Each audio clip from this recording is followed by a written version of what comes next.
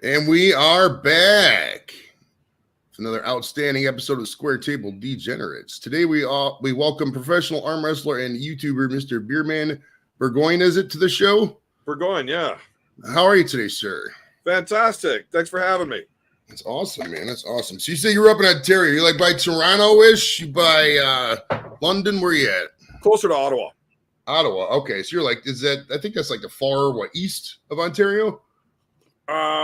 Yeah, I'm right on the Ontario-Quebec border, just a little bit north of Toronto, kind of northwest of Toronto, or Ottawa.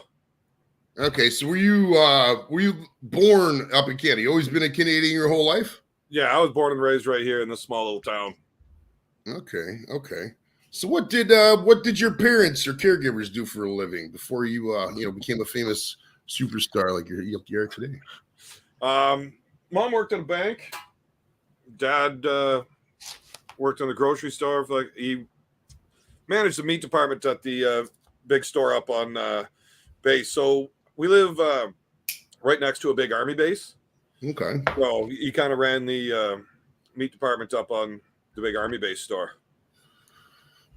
Okay, that's cool. That's a cool random job. So you can get jobs like that in Canada. You can't get that in the States because, if you got a job like that, you're probably not getting healthcare, right? Well, healthcare is free in Canada, so it sucks, but it's free. So right, it's shitty yet free. It's like most of the YouTubers we watch out there. Am I right? Hey, pretty well. See, that's the thing, though. A job like that now, working a grocery store, like he was a manager, so I mean, he made okay.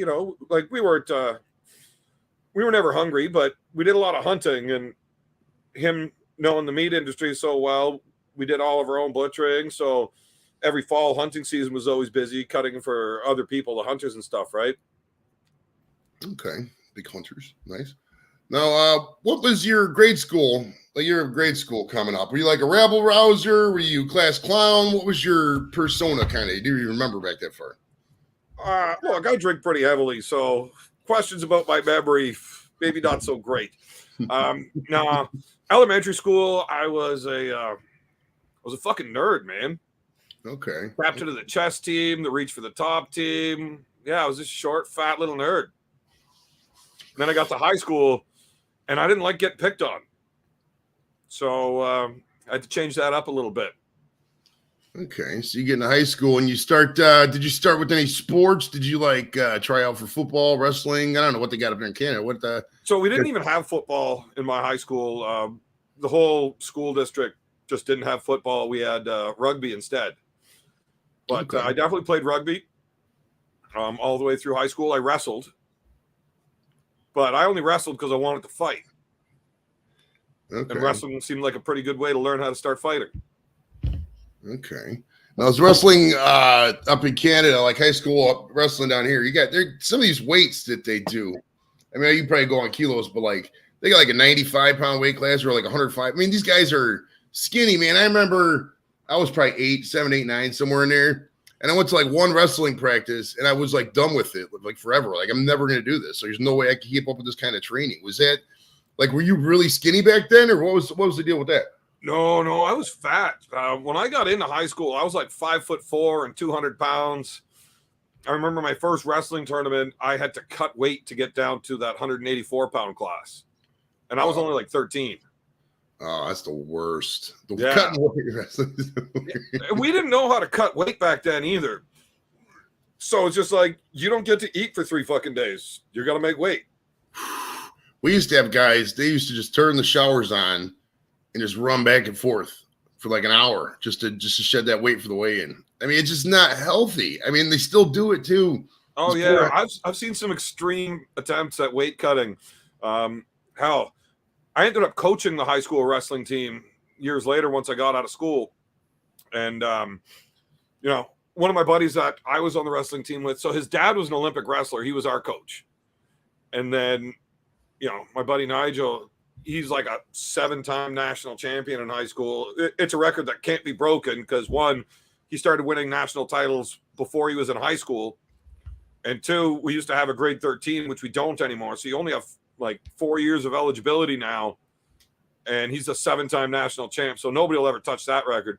But he started coaching. He went into teaching, and he started coaching the team. And he calls me up. He's like, "Yo, Evan, I got a couple of these kids that are like 230, 240 pound, like big fucking farm boys, and I try to teach them moves, but they won't fucking listen because they're so much bigger than me. He's only 140 pounds.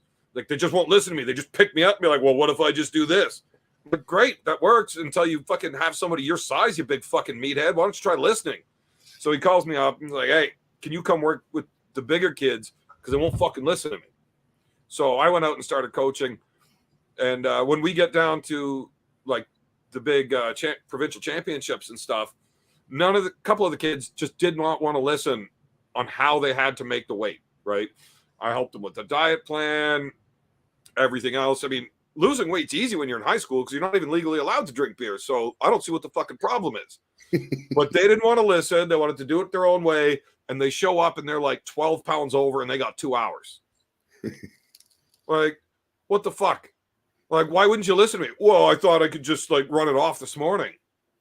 Well, you're fucking dumb, but all right, time to run it off now, I guess. So we actually had to go through the school that the competition was in, find a garbage can, take the dirty garbage bag out of it, and find some clean garbage bags that are stuffed in underneath, and wrap them up with those. Okay, anybody that's got an extra hoodie with them, fucking throw it over here. This guy's got to get some gear on and start running. He made the weight, but Jesus, he made it hard on himself. So he lost 12 pounds in a couple hours. Yeah, my goodness. In an hour and a half.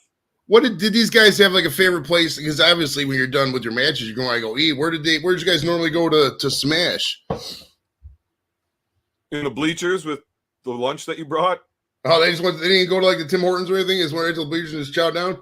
Yeah, you bring your own food. I mean, we're talking high school kids. They don't That's have true. money to go out to eat everywhere. So whatever mom and dad had in the fridge at home, they pack into their lunch kits and bring it with them. Oh yeah.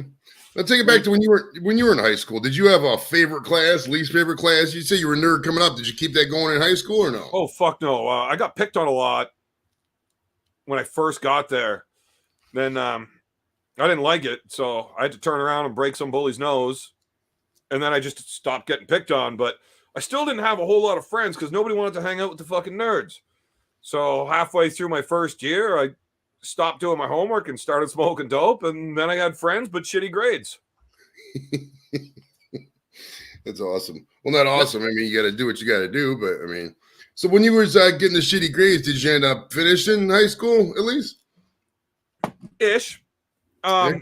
High school was probably the best 12 years of my life. I had a lot of fun.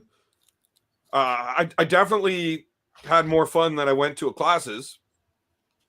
But like, I was like 23 when I graduated. So by 18, I could sign myself out of class. I don't need a doctor's note or a parent's note anymore. I can just walk into the office and be like, I don't fucking feel like being here. Here's my signature. I'm out.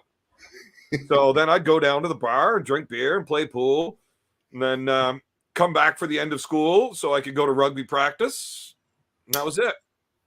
I ended up having to sign a contract that I'm not allowed to miss another class without having either a doctor's note or a lawyer's note, or else I'm not allowed to play rugby because I missed 29 of my first 30 days of school. Why did they even keep you at school at this point? Sorry about that. I was really good at rugby. Oh, so they just wanted you were just a ringer for the rugby team. Yeah. You give a fuck about your grade, just kept you on there forever. That's good. Yeah, I got to do whatever I wanted, basically. I mean, some of the staff loved me and some of the staff hated me. The day of our big tournament, my religion teacher said, you have to have this essay handed in the morning if you want to play tomorrow. So, okay. So I fucking scribbled it down real quick and fucking went and handed it in. I didn't give a shit what kind of mark I got on it. And she looks at me and says, I can't read this. You need to rewrite it. And I got to be on the field in like 10 minutes. What do you mean I need to rewrite this? She's like, well, you're not going if you don't rewrite it. Fuck's sakes. So I start rewriting it, and she's like, okay, I can't read that scribbling either. So you're going to have to do it again. Like, this is bullshit. Right? And that we ended up having the vice principal walk in like, Evan, you're supposed to be on the field already. What are you doing here? So, well, she says I got to rewrite it. And if she can't read it, I'm not playing. He took one look at the paper and said, look, You either, if you can't read this, you need new glasses or a new job.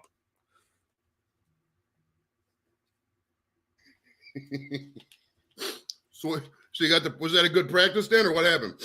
Oh yeah, we went out. I hurt more people than I played in games, and we won. It was a good day. Hell yeah! So you get out of high school, or actually, I got to ask you, but let's take it back to when you first drank. I'm assuming your first beer was in high school. Tell us the tale of your first assuming beer. Wrong. Really? Okay, so you were just smoking the bud, and you didn't drink until you got out of high school. Then, okay. Oh no, I started way before that. Oh, we went the other way. Yeah. The other way. Okay. Okay, I was in elementary school. Look, we come from like a beer drinking culture. It's small town living, right? People drink beer. You know, dad drank beer. His buddies come over. You always have beer in your fridge in case somebody stops by, so you can offer them a beer. And I didn't even know what alcohol was. I was a kid. But, you know, I'd go into the beer fridge, grab one of those, stuff it in my backpack, and then I'd get to school. And I was just a dumb kid. We'd hide behind the big snow hills, and we'd sit there and drink our beer in the morning before going to school. Do you remember, what was the go-to beer? Do you remember, like, what your first beer was? Like, what you did? You just drink what your dad had, like Molson Canadian or something like that? Or what was it? Back blue, but yeah, pretty much. Nice. Now, did you guys have, there's a beer back before, the state of Ohio. I'm in Ohio, by the way. Back before the state of Ohio lifted the percentage, it used to be you can only have like 5.9 or lower beer. There was this beer every time we went to Canada. It was called Molson Triple X, and that stuff was Triple X. Dude, that was like you drink, and I was a severe. You know me. I told you on the pre-show, I'm a man of excess, so it's like I would just drink, and I drink a 12-pack of this shit, and that's not good. You're not supposed to drink 12 packs of those beers. You know what I mean? That was a heinous. I regret some of those times buying that, if I'm being real. I forget some of the times I bought that, but yeah, no, I get it. When I was young, when you're in high school, you can't have a full-time job, so like you're looking for a minimum fucking student wage bullshit, washing dishes somewhere to get a few extra bucks. So you really got to stretch your beer money a long way back then. So like we'd go in and like. I was a nerd when I was younger. Like, just because I stopped giving a fuck about my marks doesn't mean I lost my intelligence. So I was pretty quick at doing the math out.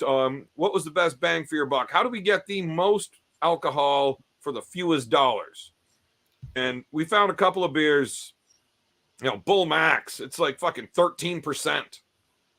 It tasted like absolute moose piss. So it wasn't very expensive. A 6-pack of those, oh, fuck, you'd be well on your way. We used to get we used to have malt liquor, and I never knew what it was because back then I told you about it's St. Ides was my go-to. I used to my go-to. I'd take $5 up to the store, and I can get 240s of St. Ides and a box of Marlboro Reds for $5, and that was a nice evening in high school for Joey Edibles. That was a really fine evening. So we did pretty much the exact same thing. I mean, because we would sometimes if there was like 2 or 3 of us, and say there was 2 of us. We get a 40 for each of us, and then maybe a bottle of Mad Dog or something to split at the end. It's like a nightcap up at the park. Man, I'm getting sick just thinking about that stuff, dude. I don't drink now, but I think I would literally just if somebody opened a bottle of OE or a bottle of St. Ides right now, I think I get sick just smelling it. Like the regular beer, fine, but like that stuff is just swill, man. Oh my goodness. Oh yeah, that shit's terrible. I've drank a good pile of that Old English back in the day. It's I'll pass on that. Said when you know where Evan would show up. Salante, boys. Nice. He's Irish. That's Slancha. It's like Slancha. Okay. Cheers. Marcus, that dude, that's the man. Okay. That's my boss. We get the arm guard or Fox 8 Ball up in the house. What up, buddy? Culinators. New guys checking this out. Yeah. Yeah, that's a couple of my guys. So Marcus runs Arm Gods. It's a big arm wrestling promotion. Absolutely fucking awesome. I went to their first show back in January. We got treated like kings over in Ireland. It was amazing. Fox 8 Ball, that's one of the guys that's over there. He was our chauffeur and everything else all day. Like I showed up in Ireland, and he shows up, picks me up at the airport, drives me everywhere I want to go, fucking shows me where the spots to eat, everything else are. And Sean Culligan, that's the Culliganator. he's one of our teammates from over here, and he just flew out to Ireland just to come watch the show and, you know, hang out with the boys and check out Ireland. Awesome dude. He's probably got one of the best Ireland stories out of all of us, but his story, not mine. But yeah, these are awesome dudes. Yeah, I went to Ireland, and I was just in the UK last October. But Ireland, I was in Ireland in '99 when me and my dad went over there for like a week. It's a pretty cool little country. It's tiny. It's tinier than you think. I mean, it's the size of Indiana. It's like from the States. I mean, you're from fucking Ontario. Ontario's the size of probably bigger than Alaska. You know, so places like you're used to big ass shit, but like people in the States, you know, driving around, you know, it's a whole country, man. One state. It's kind of wild. Ontario is huge. Do you know how long it takes me I'm on the east border, like right on, I live right next to the river to Quebec. Like, swim across that river. It's a big fucking river, but you swim across that, you're in Quebec. It takes me just over 24 hours to drive west to get to the next province. It's quicker to drive to Daytona than it is to Winnipeg. Like, if I drove 24 hours west from here, I'd end up in probably past Colorado. That's how crazy that is. Once I get to that border, it's another 24 hours for me to hit the coast. So it's pretty big. All right. So coming out of high school, were you just working? Any thoughts of the service? Any thoughts of college? What was your 20s like? College. I didn't go to that until my late 20s because, you know, I was in high school until I was like 27. But, yeah, I don't know, man. I stopped going to high school. Like, I had, I don't know, 29 of the 30 credits I needed, and I just didn't feel like being the old guy sitting in there. I couldn't get my grade 9 French, and I just kept fucking failing. So I think I was like 19 or something, and I had to go back to grade 9 French again, and I'm sitting next to some kid that's like fucking 14, and he's like, "Oh, hey, you're Brett's older brother, right?" I'm like, "For fuck's sakes, this is my baby brother's buddy that's sitting next to me." It's like, "Man, you any good at this?" He's like, "Yeah." I was like, "Good, you're doing my fucking homework this year." And I thought I'd be able to get through it this time, right? I had a kid sitting next to me that's doing all my homework, and the teacher had a fat ass, so like I didn't mind being in class so bad. But after a few days of it, like, I can't sit next to these kids all day. Like, I gotta go. So I just fucked that off and quit and started roofing. I ended up going back to get my diploma. I just walked into the office and said, "Look, I have got 8 classes with a 49%. Bump one of those motherfuckers to 50, or you're going to have to deal with me coming back again." They're like, "You know what? We do not want that. Here's your diploma. Have a good day." Take it out. Nice. So go ahead. I didn't go to college so much later, though. I by like 21 years old, I ran my own roofing company, and you can't give a 21-year-old kid with my mentality that kind of money. You will make a bad decision every fucking time. Yeah. Yeah, you make $150,000 in 4 months sweating your balls off through the summer. Worth it. But you spent it all just as fast because it comes in too fast. And next thing you know, it's minus fucking 40 out, and you still got to go to work because you didn't save any money because you're an idiot. I feel it, man. My dad, I had a paper out going way back to like the 80s, right? And my dad would always make me save, like, I don't know, so much money every month or whatever, like $100 a month, whatever it was. And I was like, "I don't want to spend that money on this day." He's like, "No, you need to save it." And he always taught me, you know, just that value. And that's something that always stuck with me. Now, I'm not saying I'm not cheap. I throw money around like I'm an idiot, but, you know, I worked hard to get where I'm at. You know, I got money, so it's no big deal. You know, but when I was younger. Well, if you got money, can I have some? It's not like that. You know, well, just beer's expensive, man. It is expensive being a streamer, man. People don't realize you gotta have the fastest internet, you gotta have StreamYard, you gotta have a good computer, good equipment. Because if you're not, they're gonna tell that shit. I don't have shit. It's just very cool how you made it. I was worried you were gonna come with a case of COVID. I'm glad you're healthy. We're getting into some COVID stuff. Oh, we got your COVID doctor in the house. So that was gonna be one of my later questions, but is this your COVID doctor, or who is your COVID doctor? That would be a fucking troll that just loves busting my balls. So I had a really, really big match coming up. Was it last year or the year before? Like I said, I drink a lot. Memory's a little foggy. But I had a really big match coming up against like a YouTube sensation kind of thing. Like the guy's got 1.5 or 2 million subs on YouTube, which is like the biggest arm wrestling YouTube channel in the world. And the kid's name is Schoolboy. He was this young lad from Russia that was living in New York, and giant kid. He's like 6'5", 270, but he was really good. So he had all of these videos of this like high school kid beating grown men arm wrestling, right? So I had this match coming up, and I trained really hard, and a lot of the arm wrestlers are like, "Okay, well, Evan is a full-grown man that knows how to arm wrestle. Yeah, this kid's good," but there's a lot of people on the fence on who's going to win. It was fairly hyped up. And I go to get onto the fucking airplane, and I get turned around because I failed my COVID test. Oh. And yeah, so now it's just a running joke. Oh, Evan's not going to actually make it to the next match. He's going to get COVID again, blah, blah, blah. Now, was it asymptomatic at the time? I'm assuming you didn't have symptoms right then. So I had COVID like 2 months before that, but I didn't tell anybody, right? Like, I know I've got this international match coming up. I don't want anybody to know. I thought I was doing the right thing. Turns out I wasn't. If I would have reported it with everybody, if you fail a test in the next like 60 days or something, but you're asymptomatic, they just assume it's from that and you're fine. You can fly still. Oh, okay. But I didn't register it because I didn't know. That was a lack of preparation on my end. I fucked that up. So it really fucked up a giant opportunity, but I don't care because I don't like those guys anyways. And Arm Gods is a way better promotion than that one was anyways. Okay, nice. So at what point in your life did you like first hear about arm wrestling? I mean, I always arm wrestled.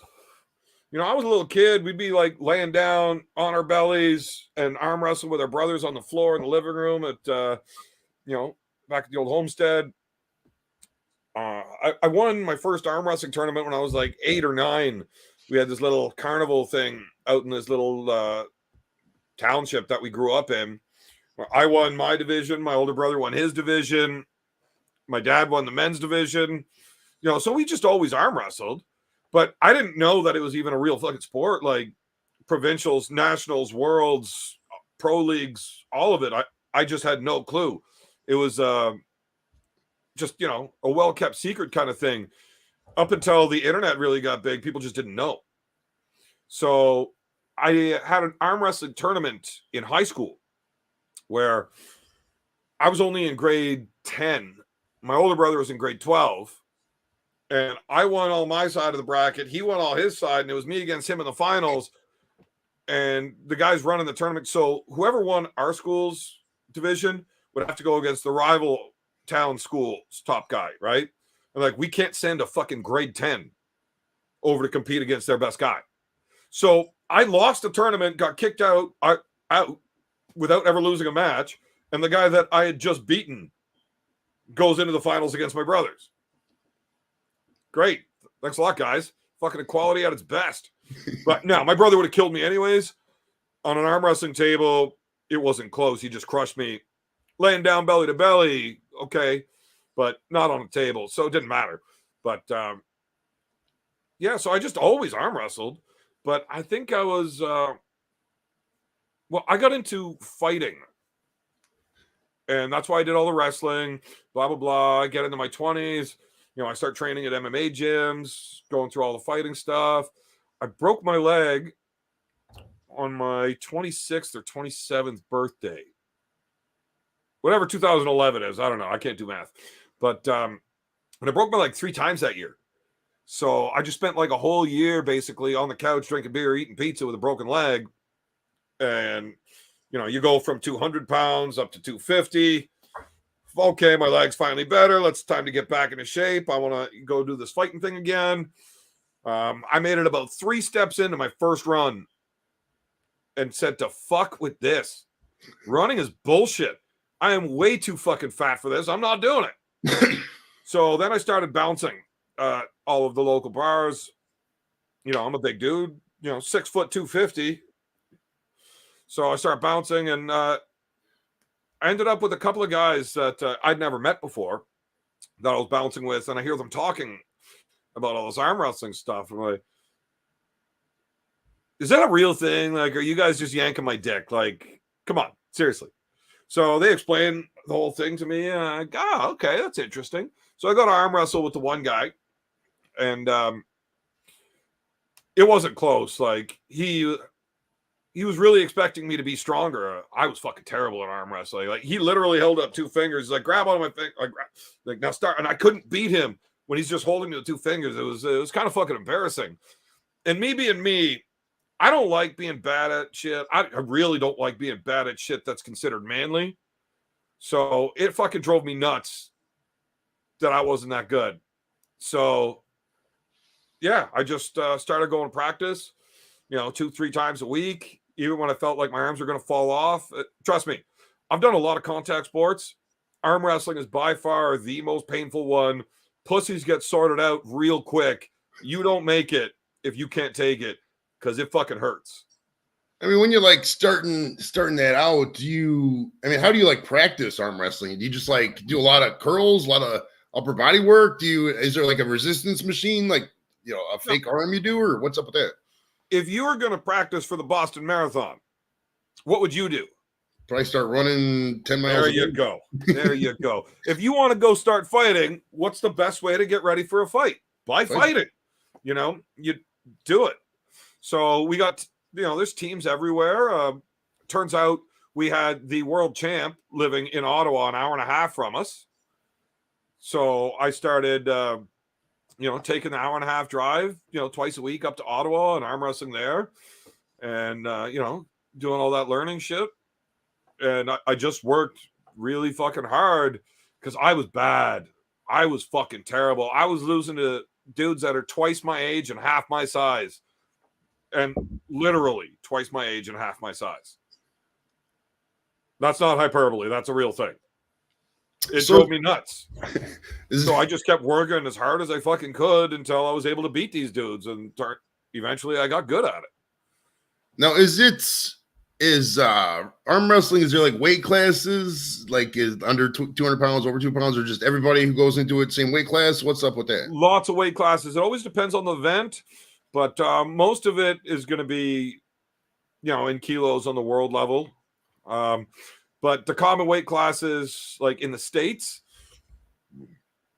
154, 165, 176, 187, 198, 210, 220, 242, and then supers. They're all based on kilos still, but figure it's just easier to throw it out in pounds for you. Right. Okay, so are you still, you're 250 now? Do you wrestle at super heavyweight, or do you wrestle 242, or what's your weight class there? It really depends on the event. I don't arm wrestle anywhere near as often as I used to as far as competitions go. But normally I just competed my entire career at super heavyweight. Just I don't like cutting weight. It sucks. But I do less and less events now, so I will target it, train specifically for an event, and show up at whatever weight I need to. I've competed down at the 220s. If I had a reason, I could go down further, but I'd have to stop drinking, so I don't want to do that.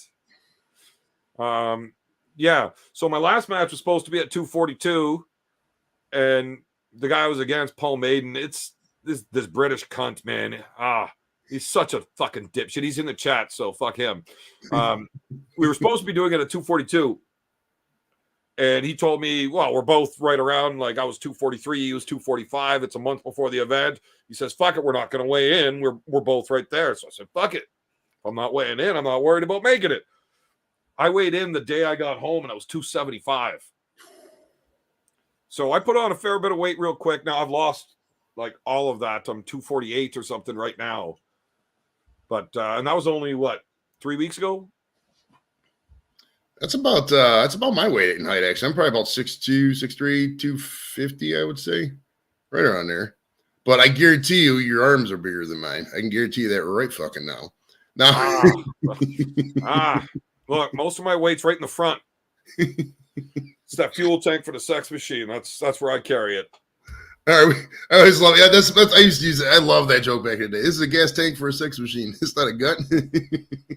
Look, when you got something you're proud of, you build a roof over it. That's all. Right. It costs a lot to look that good, man. You know how much beer you got to drink to get a fabulous beer gut like that and a fabulous dad bod? It's not cheap. I spent 25 years building the perfect body, and I spent the last dozen putting a protective shell around it.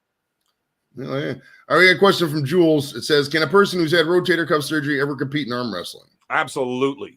Absolutely. There's not a surgery you could have that would stop you from arm wrestling, except for possibly, an amputation. That would stop you. I got no arm. I can't arm wrestle. Now, well, you got another arm. Use that one. Fuck. Now, that's a good lead into my next question. Now, are you right-handed or left-handed? And could you compete in both if you wanted to? I'm right-handed, but my left has been my dominant arm for the entire time I've been in arm wrestling. Okay. Now, the movie Over the Top. Is this like your guys' Rocky? Well, first off, do you like the movie Over the Top? Absolutely. That was actually based on a really big event that Sylvester Stallone and those guys actually put on. And they gave away that truck back, was it 1983 or 1984? I don't know how to read, so. All right, it says, Evan as Armed God's chief drunk, please and play. I can't talk because I'm fucking doing the cookie and I'm high now. Let me start again. Marcus Thompson writes, Evan, as Armed God's chief drunk, please embrace your Irish side. At Winter Blast, keep the French side away. Armed Gods, we brought more beers. So Marcus is one of the owners of Armed Gods, and that promotion that I was just over there in Ireland with, right? They're sponsoring me to go to this other tournament down in Pennsylvania in March, where I'm going to have to go whoop the shit out of their best guy, and he just wants to make sure that I'm good and proper drunk when I'm there. And that's what he means by keeping the Irish side out and the French side away. Because the French are pussies and they lose at everything. But the Irish, they can drink and they're tough as balls. So I don't get that. Why is tough as balls an expression? But balls are being soft called a pussy is a negative thing, not very tough. But pussies are tough as fuck. And balls are super sensitive. Right. And the pussies take a pounding. You can destroy a pussy. Like if you're going back door on a chick, you're pounding that shit, they love it. But if you're like one flick to the balls and you got most of the people go down. And that shit, it doesn't matter how many miles you put on it, they keep going. They change their own oil every month too. Like they just go forever. He said they change their own oil every month. He's talking about menstruation, ladies, for those of you wondering. That's awesome. I don't know what that means, but I was talking about their period. So have you ever met Stallone? And if you could meet Stallone, what would you tell the guy? I'd probably say I thought you were taller. How tall is Stallone? I wonder, like 5'8"? If that. I don't think he's even that tall. Huh. This is a good question. Do they have special bouts for lefties? I think there's like a whole separate division for right and left-handed. Is that correct? So most tournaments you go to, there'll be the whole right-handed. There's usually 4 or 5 weight classes, and then left-handed, the same weight classes. Generally, the payout's higher on right-handed, and more people care because who gives a shit about lefties, right? There's no fucking leftporiums running around everywhere you go. Oh, yeah. All right, hold on. I lost my questions here. I'm baked with you. Much love for the super chat, too, Marcus. 50 euros. I think that's the first time I ever got a euro super chat. It's usually like, dollars or pounds or something. I don't know why he doesn't do it in pounds. Like, I thought he was British, but I might be from Ireland or something. No, he's definitely from Ireland. That's the guy that runs Armed Gods. Like, okay. He just had us all out in Ireland. The opponent I was against out there, I told you, he was a bit of a cunt. And he talked bad about my missus. So I ended up smacking him in the head with a beer can at the press conference before the event. What kind of beer was it? Was it like full? I mean, how full was it? Tell me more about this. About 50%. It was a Molson Canadian, actually, a tall boy, a Canadian. And, he started running his mouth and he got too close. And he touched me. I told him not to do that, so I hit him with the beer can. That says Marcus is Russian. Okay. Marcus is Russian. So that's Jim Beach.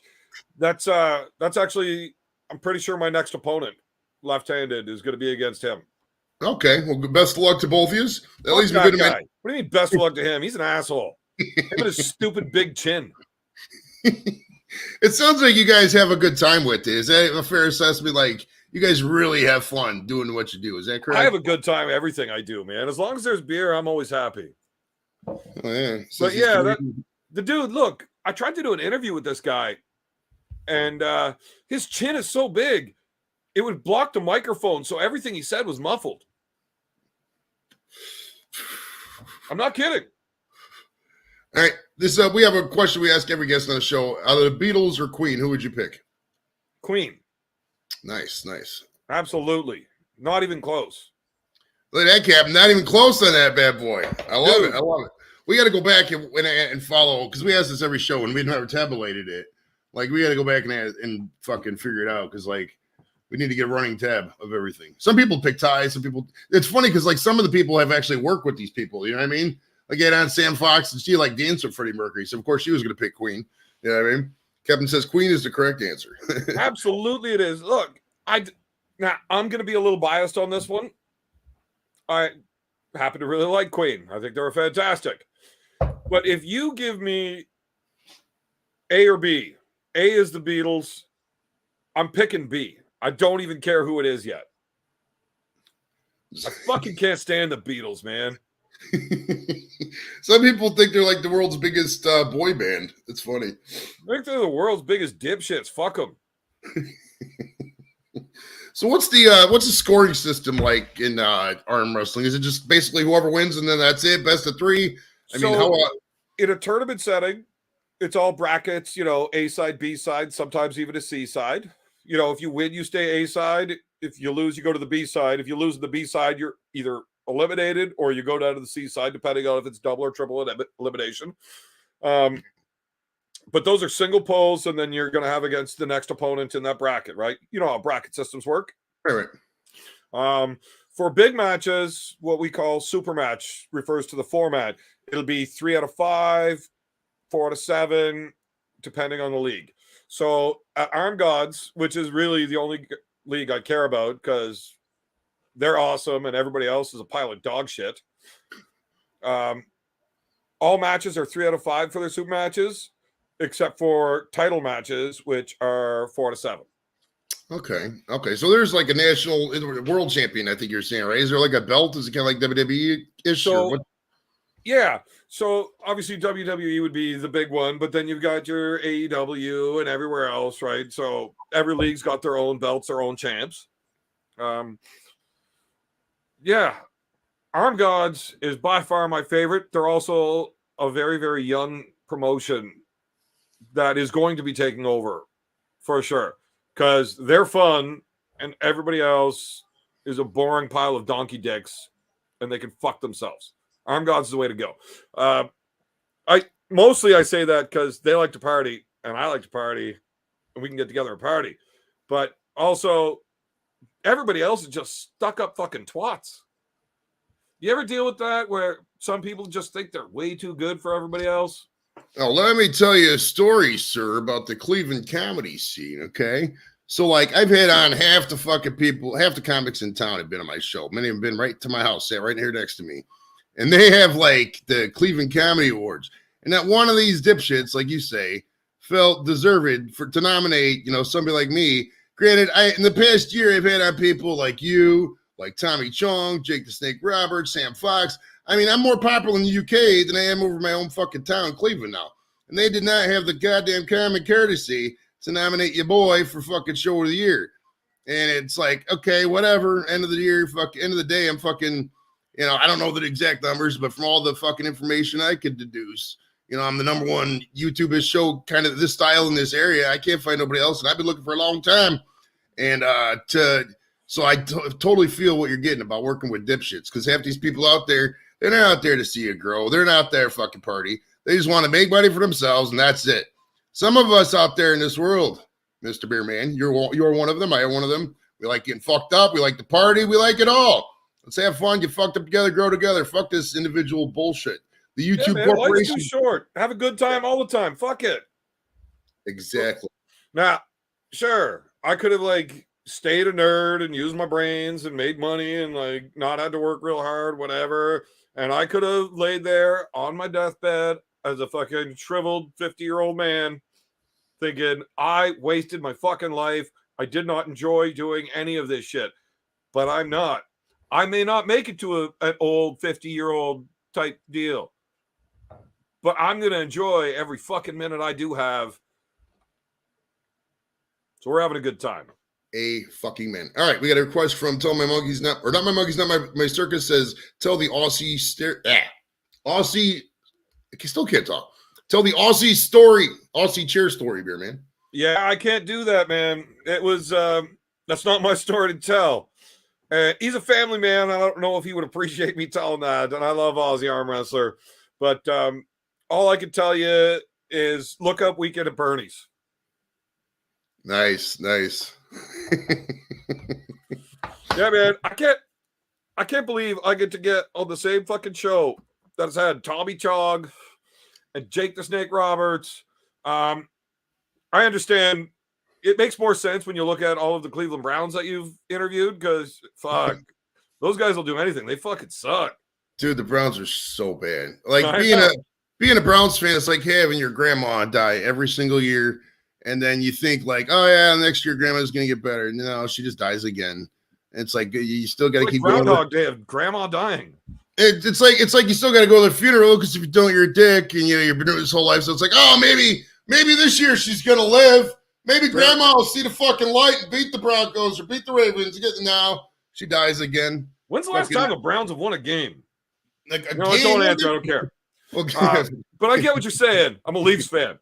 The Leafs got so fucking bad, I had to stop watching hockey completely. Man, the Leafs, they are so expensive, ain't they? Why are they so expensive to go to a fucking hockey game? It's like $180 for nosebleeds up there. What's up? Because they have the strongest fan base in the world of any professional sports team. They don't have to win to still make more money than every other team. So they don't give a fuck. Like, why actually try to win if you're still making more money than the teams that are trying to win? All right, we got something from Fox. He says, Evan, tell the truth. Who woke you up most in the morning in Carlingford? Well, Fox was always the one that showed up earliest. But I woke up on my own accord every time. I fucked up setting my alarm clock. Like, when you do international travel to compete, the first thing you got to do is get acclimated to the time zone, right? You got to get rid of that jet lag. So we had an overnight flight. So I got there at like a Wednesday morning at 9 a.m. after flying all night, right? We left Toronto at 9 p.m., got there at 9 a.m. You know, it's only a 7-hour flight, but the 5-hour time zone, it's 12 hours, right? So I had it all planned out. I'm going to just drink all fucking day, get good and fucking sauced, and I'll go to bed at a normal time, 9, 10 p.m., whatever. And I wake up in the morning, good to go. And it worked out perfectly, except now I'm up at 7:30 every fucking morning the whole time I'm there, but everybody else was up drinking till like 4 and 5. So I'm up at 7:30 by myself with nothing to do, nobody to talk to. So I just go around drinking my beer by myself, cleaning up the mess of these fucking hooligans from the night before. So normally I get finished cleaning up after these fucks at like 10, and then people are starting to come to life. Yeah, so it worked out. So my boy Big B came with me over to Ireland, and we didn't do that whole acclimation process the same. So he stayed on Canadian times. So he's up drinking till 5, 6 o'clock in the morning with the guys every night, right? There was times where we crossed each other. I'm on my way out of bed as he's stumbling into it. So I would drink all day and then, drinking the early shift with the guys there. And then B would stay up all night doing the late shift. And we had a good time. We drank a pile of fucking booze. The bar that had the beer or the event, we ate all of their food. We drank all of their booze. They had to close down the bar until delivery day. It's pretty good if you can drink an Irish fucking pub out of booze. Beer is just a part of the culture over there, even more than it is here in Canada. Any other country I've seen. I mean, UK drinks a little bit. I don't drink. I only drink. Well, why are we so much better at it than they are? I don't know. We're just so excited. I think everybody in these two countries, like the States and Canada, we're all pretty much, we could say we're all from different countries, but at the end of the day, we're pretty much all British because that's what started this whole thing. Without the Brits, none of these countries would even fucking be here. Okay, well, I mean, for one, fuck you. I mean, you guys literally went to war against them about it, so that's a little fucked up. I'm doing a little kiss ass to my British audience if you don't know. And two, fuck the Brits. I don't like any of those pricks. The Irish, though, I like those guys. They just can't drink that well. But yeah, it's like we saw when me and my dad were over there, they'd have like a bus, like a big tour bus. They just stop off just for pints. They just did a bar. That's like one of the scheduled stops. Like you don't do that in the States. If you have a big tour bus, they're going to see the different spots. You're not stopping off just at a bar. Yeah, but I figured out why they can drink so much when I was there. There's no fucking booze in their beer. None. It's not. That Guinness. No, their full strength beer is like 3.5%. What the fuck? How about the Welsh? Can the Welsh drink? I'm not really sure. I only know a couple Welshmen. Well, I don't know what that means. I don't even know what the Welsh are, but they're probably cunts too. Everybody over there is a cunt. I get along so great with them. So, what's the shortest match you've ever had? You ever had like 1 second, we just grab it and boom? Yeah, when that ref says go, a lot of the matches, they're over immediately. One of my matches when I was over there, I think it was round 3, was ref said go, and it was done. Bang. The rest of them ended up in some pretty long fucking tough goes. Now, is there like a time limit? What's the longest you've ever had? Oh, fuck. I don't know. I got no idea how to answer that. Minute and a half, maybe. But this is 100% max effort. A minute and a half is absolutely grueling, exhausting. There's nothing fun about doing that, except for maybe winning. Now, I like winning, but I fucking hate losing. Losing feels like sucking 1,000 dicks with your mother watching. Nobody wants to do that. Yeah, as you can see, I'm a Cleveland fan, so you're preaching to the choir over here, dude. Yeah, but you're not the one losing. Imagine how those fuckers feel. I can't believe the suicide rate's not higher amongst that team. They just move on. They use it as a stepping stone to go on a better. Well, one, they live in fucking Cleveland, so they're always hoping to get traded anyways. Oh, God, yeah. Well, the only reason a lot of us stay here is because, we're from here, family's here, and it's fucking cheap. I'm not going to lie, dude. The same house down here in Cleveland, if I threw it across the lake and landed in Ontario, it would probably go for 4 times as more. It's a weird dichotomy. I don't know why the real estate prices. We got several Canadian friends that follow the show and all that. And they were telling me, like, the prices of housing is ridiculous here. And I was like, no way. And I looked at some of them websites, dude. I don't know how you people even, like, afford to live in a house. Like, my goodness. Nice. All right. What decided to get you on YouTube? Let's start with your YouTube journey. Yeah. So my buddy Devin, who is the world champ, he just starts putting all of his shit on YouTube and, figures out that fucking people are following him. You can make money. And he'd been telling me for years that, look, Evan, you're a fucking idiot. People will watch that. You just got to keep getting it out so that people see how much of an idiot you are and they'll watch it. Like, you need to do this. And after years of hearing this, one of my buddies on the team, he's like, look, you're a lazy piece of shit. So I'm going to help you. I'm going to start filming, editing, and record and putting it on the YouTube channel for you until you get going. Because you need to be fucking doing this. So, okay, well, I guess we're going to try this. And turns out they were more correct than I thought. So, yeah. Now, I'm still a lazy piece of shit. And I have got so many fucking videos just recorded and saved on my phone that I don't bother. I just can't find the time to sit down and actually fucking edit this because I fucking hate computers. Editing sucks. That's why I go live, because I don't like editing myself. I mean, it's that's what I do. I like to sit down, drink beers, talk to people. We're having a good time. You know, I like doing this. The editing, oh man. Fuck that shit, dude. Like, I mean, you could. I mean, when you work in this kind of field, you could start telling. Like, if you watch a video, you could tell what's professionally produced, what's not. And if somebody like on our level tries to make one of those professionally produced things, you know, with the 1 or 2 second cuts, everything, that's a lot of fucking work. Like, I know I've done them, but man, it sucks. I ain't got no time for cuts, dude. Now, I want to do it. I really do. I've got so many good videos that I just want to get put together and put up. Fuck, I just don't want to do the work, man. It's a lot. You ain't lying. Like, especially if you're trying to put music and stuff in the background, because the process to find good music that'll fit the scenes, right, and be able to cut that shit in and out, not just cutting the videos, it's crazy. Oh, it's ridiculous. We got a question from Captain. He says, is it too early for whiskey? Absolutely not. It is never too early for whiskey. I actually ran out of whiskey, and I'm very sad about this. That's not good. I haven't had whiskey. Man, it's been a minute since I've had whiskey. I mean, I haven't drank in forever too, but like whiskey, fuck. Do you have a favorite? Do you have a go-to whiskey? I didn't really like fucking Jack Daniels too much. I like that single barrel Jack was pretty good. Jack Daniels can suck the fucking hangy part of my left ball. I can't drink Sour Mash because I get punchy. Like, somebody's going to get punched if I drink Jack Daniels. But I used to like whiskey until I went to Ireland. And now I fucking love whiskey. So one of the guys over there that we met, Adrian O'Dwyer, this dude is somebody you want to have on your show at some point if you want to ever have another arm wrestler.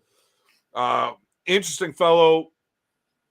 He was an Olympian, and now he got into arm wrestling.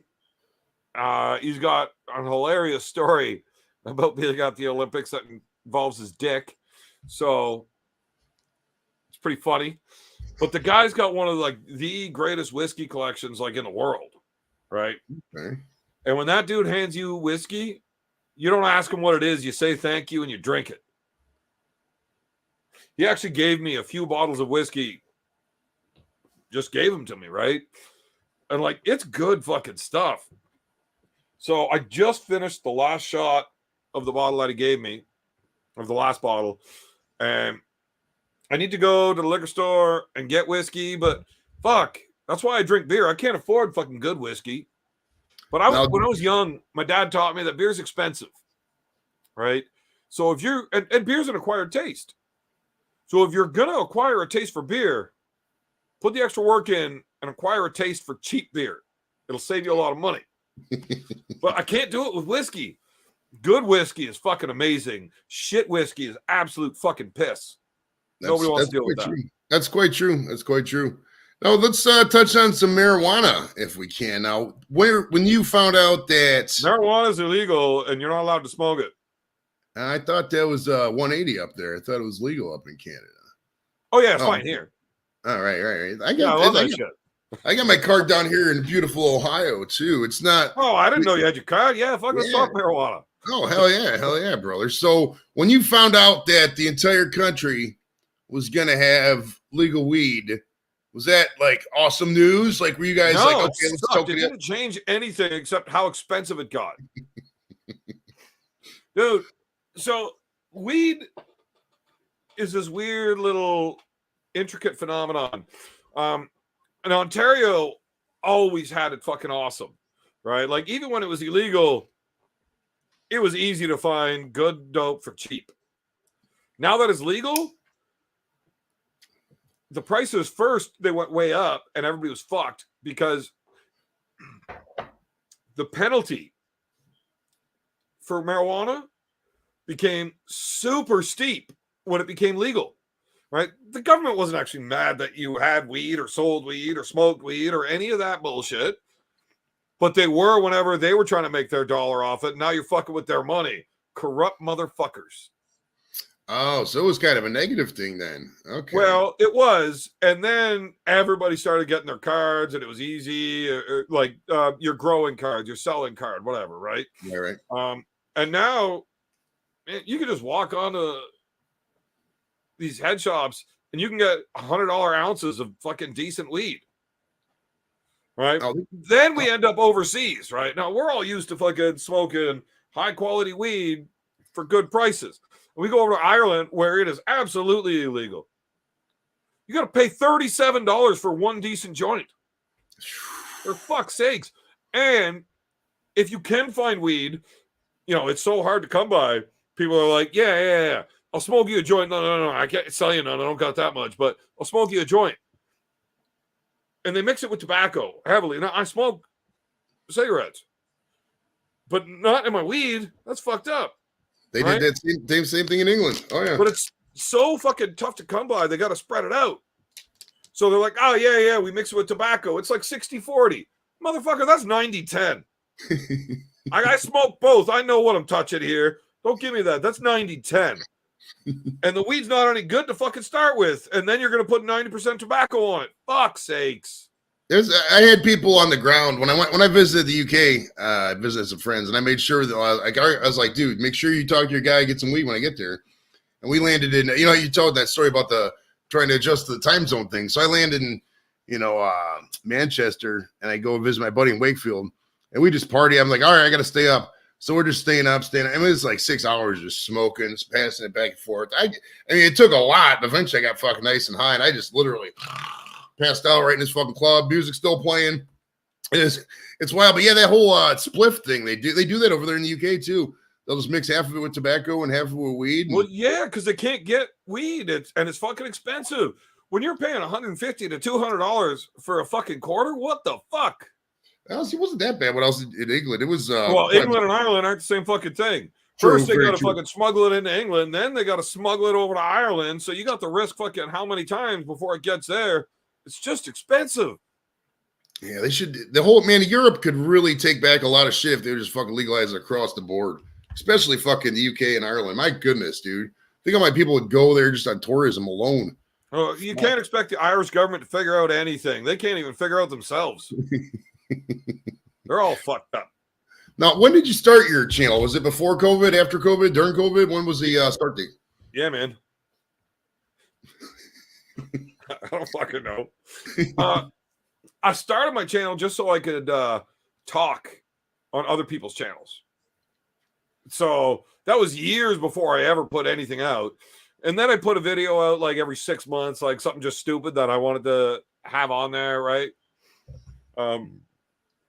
Me chugging like 4 beers in 8 seconds or something. And then, so when we actually started rolling with it, probably 19 months ago. Okay. You're right about right in the middle there. Okay. Yeah, we were during COVID for sure. And we just started like actually filming and rolling out videos for the purpose of actually doing YouTube versus just having it, right? Yeah, if you haven't checked me out, I interview all kinds of celebrities. If you're coming over from Mr. Beerman's world, give me a sub if you like what you see. We do this every Friday and random times throughout the week as well, for sure.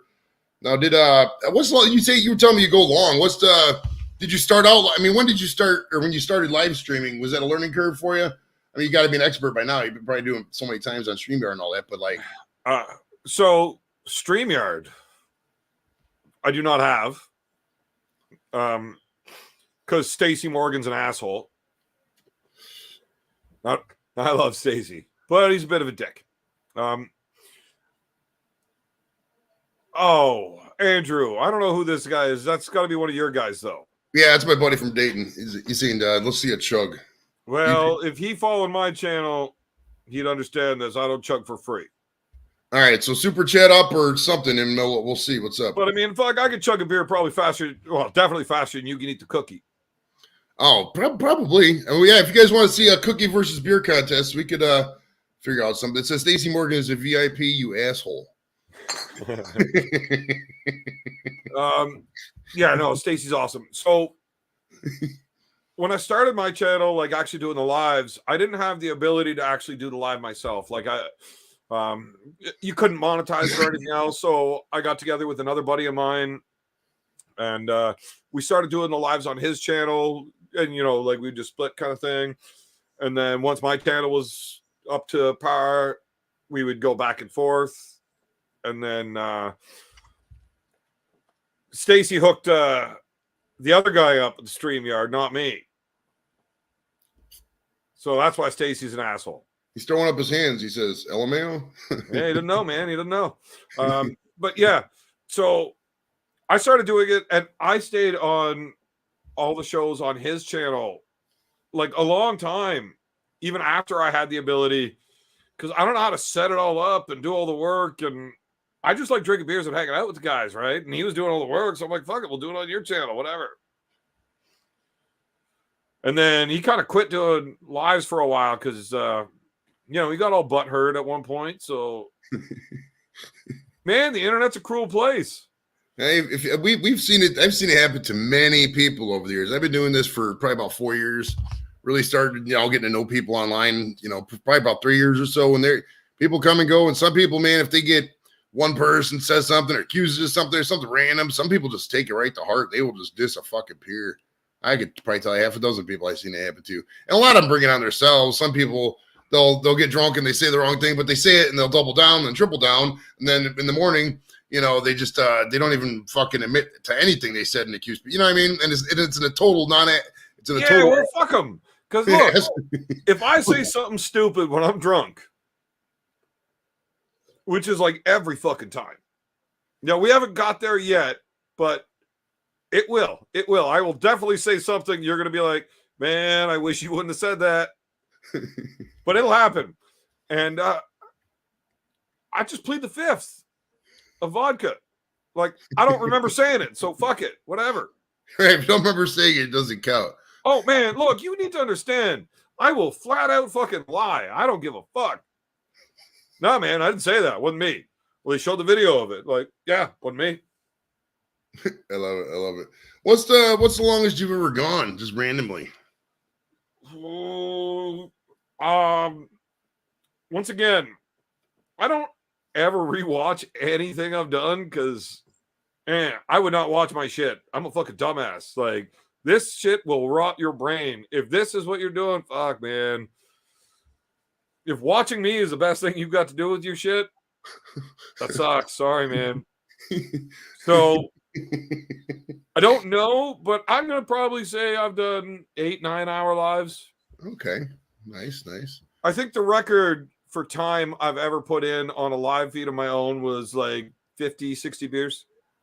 Ooh, that was going to be my next stuff here. So at what point did you get the nickname Beerman? And was there an incident that caused you to get that nickname? Yeah, so my nickname got given to me in arm wrestling. So you don't get to pick your own fucking nickname. Like, that doesn't work. Because then you're just a fucking tool bag trying to push it. Doesn't work that way. So I got given the name Bad Company because I'm a cunt. And that was rocking for years and years and years. And then all of a sudden, Devin just started calling me Beerman on his channel because of my affinity for beers. And that just stuck. Okay. Yeah. So do you guys, when you're competing, this is probably a stupid question. Forgive me. I've never seen a live arm wrestling match. Are you guys drinking? No such thing as a stupid question. Are you guys drinking beers at the match beforehand? Like when you're performing? Yeah, okay. That was a stupid question. Of course, I'm drinking beers all the time. It's what I do, man. I will not compete without beers. So I've had match offers over in Dubai and Turkey, and but you can't drink. So fuck that. I don't want to go. Yeah, I have absolutely no desire to go back to any place in the Middle East. I don't care if fucking Saudi Arabia is gorgeous now, if Jeddah's looking beautiful. I don't care about the UAE. I don't care about Qatar. It's all hot and fucking ridiculous. I don't even want to go. Hey, are you any good at this YouTube stuff? Decent amount. Well, good. You got to talk by yourself for like 2 minutes. I got to go take a piss. All right, we can do that. We can do that for sure. Actually, let me take a piss too, and we'll play a commercial break. No, man, we got to piss in separate order. Oh, Look, I can hold the show down while you're taking a piss. All right, we'll do that. We'll do that. All right, Beerman is taking a piss, so it's your boy Joey Edibles. I'll tell you about some upcoming shows we got. Next Friday, same showtime, 5:30. We have former wrestler and actress Miss Jasmine Sinclair is gonna be live on the show. And Tuesday, Valentine's Day at 5 p.m. 10 p.m. Britain time is going to be the lead singer of Escape Club. Remember Wild Wild West? Yeah. His name is Mr. Steele. God, what the fuck is his first name? But he's going to be badass for that. Thank you for everybody for dude, I can't shut up for 2 minutes. You know that, sir. You know that. Oh yeah. Can I talk for 2 minutes? I can talk for an hour and a half, bro. I did 30 separate shows of 30 minutes on random topics. All boom. She is quite beautiful. Just look up Jasmine Sinclair on the internet, and you'll see what I'm talking about. She is a beautiful woman. Funny too. She's got a really good show. Oh hell yeah, Marcus. Much love, brother. Much love. Much love. Let me mod some people, man. I got some good people out there. I gotta give some mods out. I think who else should I mod out here? Anybody else up here? I think Marcus. I love you. Thank you guys for coming out tonight. This has been a fucking awesome show so far. Who knows? We still got many, many times to work and fuck up, but we'll see. How is this what you consider an awesome show? All right, hold on. Let me. All right, you entertain people for like 2 minutes while I go take a leak. Oh fuck! You're the pro here, not me. I don't even know what the fuck I'm talking about. I'll just talk about something random. Talk about here. I'll ask you the next question. It says, I was asking about beer. Has beer ever affected your performance? And have you been so drunk you could never perform? Discuss. That sounds like a very personal question, and we would have to ask my wife to be sure. If I've ever been so drunk that I couldn't perform, I'm probably so drunk that I can't remember. We would actually have to ask her. But as far as for arm wrestling, beer definitely affects my performance. I've done a couple of events that I tried to do it completely sober. It was not beneficial. Between nerves and other shit, I don't know. I just never, ever do that great completely sober. If I really, really want to put the effort in to do my very best, I will take 2-3 weeks off of beer completely. And then, just for your overall body health, strength, all that jazz. And then on the day of the event, I will moderate my beer consumption so that I am at an optimal level for peak performance come time of the actual competition. But that ain't a whole lot of fun either. But I did go to a couple of events where I didn't drink at all, and worst events of my life. And I don't like losing, so I won't do that again. What have we got here? Beerman, are you Canadian? Absolutely. Whatever that means. So I am a giant mixing pot of so many other things. Basically, wherever the fuck I go, I can say, oh, yeah. We're parked that too. But you never know. All right. And no we are drug testing in arm wrestling. No, the only league in arm wrestling I know of that people actually test is Arm Gods. Okay. And the testing that they do is they hand you a breathalyzer, basically like if you get pulled over driving and you blow into it. And if that lights up green, you're not allowed to compete. Okay. Right. So you are too sober to arm wrestle at this event. If you're allowed to drive, you're not allowed to arm wrestle. But that's Arm Gods, right? We do it better. So let's talk about some upcoming Arm Gods events. Now, you were talking about, I mean, everybody definitely sub to Mr. Beerman's channel, Evan's channel, and also sub to Fox. Somebody I might drop them links again if you can for Arm Gods and Bad Company channel here. But wait, did somebody make Marcus Thompson a fucking moderator? Yeah, oh yeah. No, they need to undo that shit right away. Look, Marcus is a fucking piss tank, and he's probably the only guy here that drinks even close to as much as me. But you can't give somebody that drinks that much the power of being a moderator, because he'll get drunk and think it's funny just to fucking cancel people. Fuck him.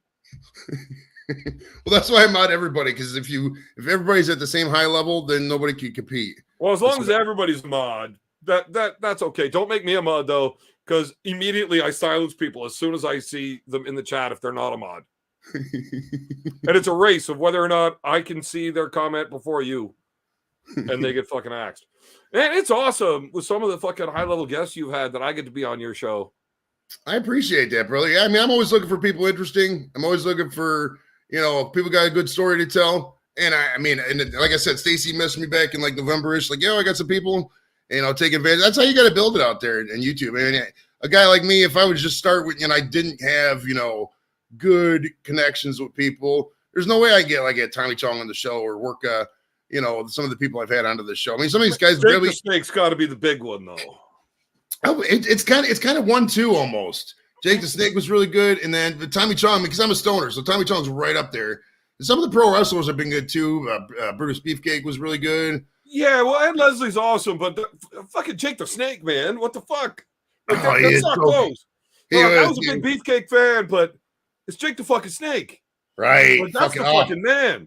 Yeah, so I mean, keep thinking about it. He probably is up there. I mean, some of the women guests too. I had Mindy Sterling from Austin Powers was on. Start the Laser, and a couple other ones. So it's been some fun, man. I'm not gonna lie. It's how I started, because like we did the show was like we started 2019, and it was 5 guys sitting around the garage, and we were just talking about whatever. Like, and then it turns out, that was everybody's fucking show in 2019. And then obviously shutdown happened, so we went virtual. But then I had the bright idea to start reaching out to guests, right? Because it's like, why not? And we had this running joke about William Hung. I don't know if there's a show called American Idol. I don't know if you remember this guy. But he was this Asian dude. He was singing really bad. She bangs. Yes. So I just DM'd him on, I think it was at Facebook or whatever. And was like, can you do the show? He's like, sure. I was like, okay. So I just did him. And then after that, I had Peter McNeely on. And it was just. Peter McNeely, was that the fucking poet that fucking got beat up by Tyson? Yeah, Tyson's first fight out of prison coming back. Yeah. Oh, man. And that bad boy went viral, not viral, but I mean, at the time I had like 100, 150 subs, and I was getting 1,000 views on it. I was like, okay. Peter McNeely, though, what the fuck? Didn't he call it the Paul brothers? Yeah. I was asking about the Paul brothers. It's like, I'll fight one of them right now, take a 3-minute break, and then fight the next one and knock them both out. Probably going about as well as his Tyson fight did, but. What is your opinion on people like the Paul brothers? I mean, I'm assuming you're going to say they're giant thunder cunts, but like, I mean, what? Yeah, they're also fucking geniuses. Look, those motherfuckers have made so many millions of dollars doing the same shit that we like to do. So fuck them, but that's out of jealousy. Oh, for sure. I mean, they grew up 10 minutes from my house right here in Westlake. And it's like, that could have been my kid. Right. I would love to. I'd love to someday. We'll see. Just try to go beat up their parents if they don't. Just go. Just stalk the. This is Logan Paul's parents' house, and just stand out there and fucking film a bunch of shorts and shit. It might work. At the very least, you're going to get beat up on their channel. Oh, I like that idea. I got beat up on Logan Paul's channel by his mom's security guards. Probably by his mom. You fucking. Hey, I'm out there beat me with the walker and shit. Well, here I am, high as fuck on edibles, getting beat up by Logan Paul's mother. Hey, take a slingshot and just start fucking plunging gummies into the window. Maybe they'll pop in her mouth. She'll come out high as fuck. Well, shoot eggs until they open the window, and then load it up with the gummy.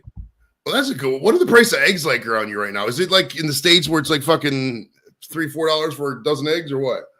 I have no idea. I don't do the groceries. I have a wife, so. Okay. Did that sound extremely sexist? No, I mean she shops. I mean that's the way it is. Well, it should, because it was meant to be. She really does do all the shopping and stuff. I don't really know, and we also don't pay for eggs. My brother and a couple of my good buddies all have chickens, and I just have eggs. Okay. But it sucks that a fucking pound of butter is fucking $10. It's $10. Oh, geez, it's a lot Dude, less. A pack of cigarettes is $26. $26. Jesus, even with the conversion rate, that's like $20 a fucking pack. No, that'd be like $7. The guy's rainbow money up there. Yeah, we can still go to the store and buy. I mean, I smoke these little fucking flavored cigars. I don't think you guys can get them up there. These are only $2 for $1. I mean, it's still really cheap down here, man. The pack of cigarettes is probably $7-8. I mean, for the basic ones, and then it Do goes you like up your from there. cigars? I do, but I don't. I'm not like I'm really cheap, so I'm like not gonna. I mean, if somebody gives me one, I'll definitely smoke it. But like somebody could be like, "Oh, there's a $50 cigar, whatever." Man, I don't. I don't know what a $50 cigar is. I don't know what a real good cigar is, but I like cigars. I do And too. then, I had my first Monte Cristo ever. Okay. Apparently, that's a good cigar. I used to, when I was in the desert, when I was in Iraq, this contractor used to come by from. He used to go to Abu Dhabi and bring in all these Cubans and shit. We used to smoke them When out you say there. you were a contractor over there, what were you doing? Oh no, I was in the service, but the contractor was visiting. He would like come in because they'd be on these planes and shit. He would just come hang out, we'd smoke all these cigars and shit. It was really slick. So you were in the service? Yes, sir. I was in the Air Force for 20 years. It was like one of those fucking weird. Yeah, weekend warrior, baby. Well, here I was thinking you were cool for a minute. Fuck, did I ever fuck that up, huh? Dude, there's no way I could. I mean, you're kind of like me. We don't really like rules for the sake of rules. And I went crazy on like active duty. Like, man, because this one colonel he's like, we were having this rainstorm coming, right? And he's like, oh, we need to clean off that pad because we need to take a picture. I was like, dude, it's gonna rain. You know what happens when it rains over here? Everything gets mud. He's like, I don't care. Fine, whatever. I just sat down. I didn't follow the order. And somebody went out there with the fucking pressure washer in the middle of the fucking desert. Spent like an hour pressure washing the pad. They got their little picture. 2 seconds later, fucking started raining. All the mud came in. I was like, I told you, dumbass. But you can't do anything when you're in service because I don't want to get kicked out. I want my epic benefits when I come home. Where were you that it rains all the time? Well, that was when I was in Iraq. It rains all the time in Iraq. It didn't rain all the time, but a huge rainstorm was coming in, and we saw on a radar. And I was like, "It's in a goddamn desert. How does it rain all the fucking time and still be a desert? This doesn't even make sense."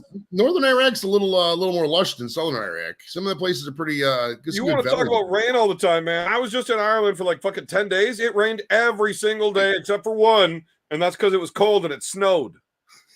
Ireland does not have good weather. Ireland's weather's like this Seattle of. Oh, man, Europe. Ireland has fucking great weather. Great. You get sun every day for at least an hour or two, right? You just don't know which hour it's going to be.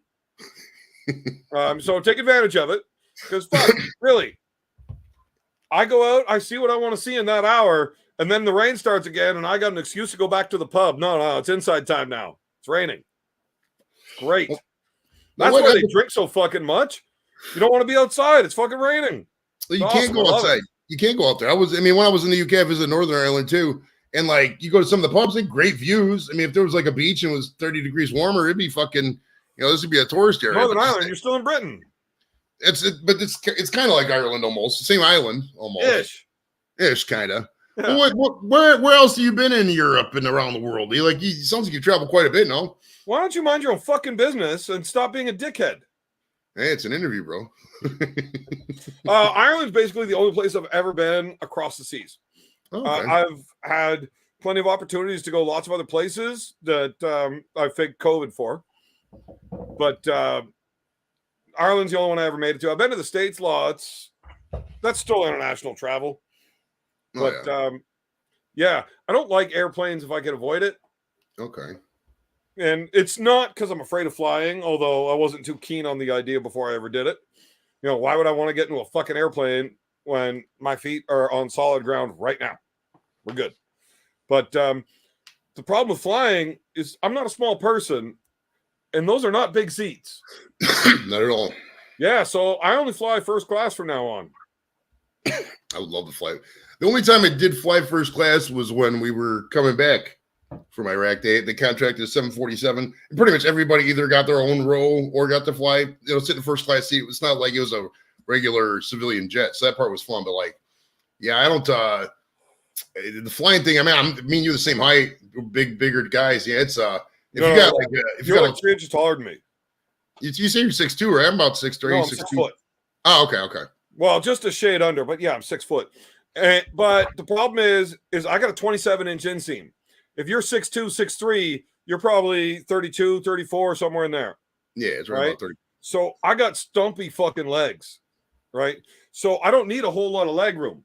All my weight's upper body. When I sit back in these chairs, there's just not room But on the way back from Ireland, it was awesome because I didn't have anybody with me. It was just me, my wife, and an empty seat. And she's only like fucking 4'9". She could lay right down across these 3 seats. So it wasn't bad. We couldn't fit in the bathroom together to do the whole fucking Mile High Club. But when she lays down across the seats and uses my lap for a pillow, we have a blanket strategically placed. That's what I'm talking about. I mean, that's mile high enough for me. Right. All right. Jim says, ask Evan about his bear pants. Oh, they're upstairs right now. I think he wants me to tell the story, but I don't know if I want to get through all that mess. Long story. Where was the what's the origin of the story? Like what the Well, I guess I'm telling the story. Fuck it. So I got these bear pants that I wear to competitions. Right now, I am partly native, and I'm from a bear tribe of the Algonquins, and I like wearing my bear pants. So there's one particular night we're doing a movie night. I think it was The Croods just came out, and we were watching that with the kids. And I got up to make popcorn and shit, right?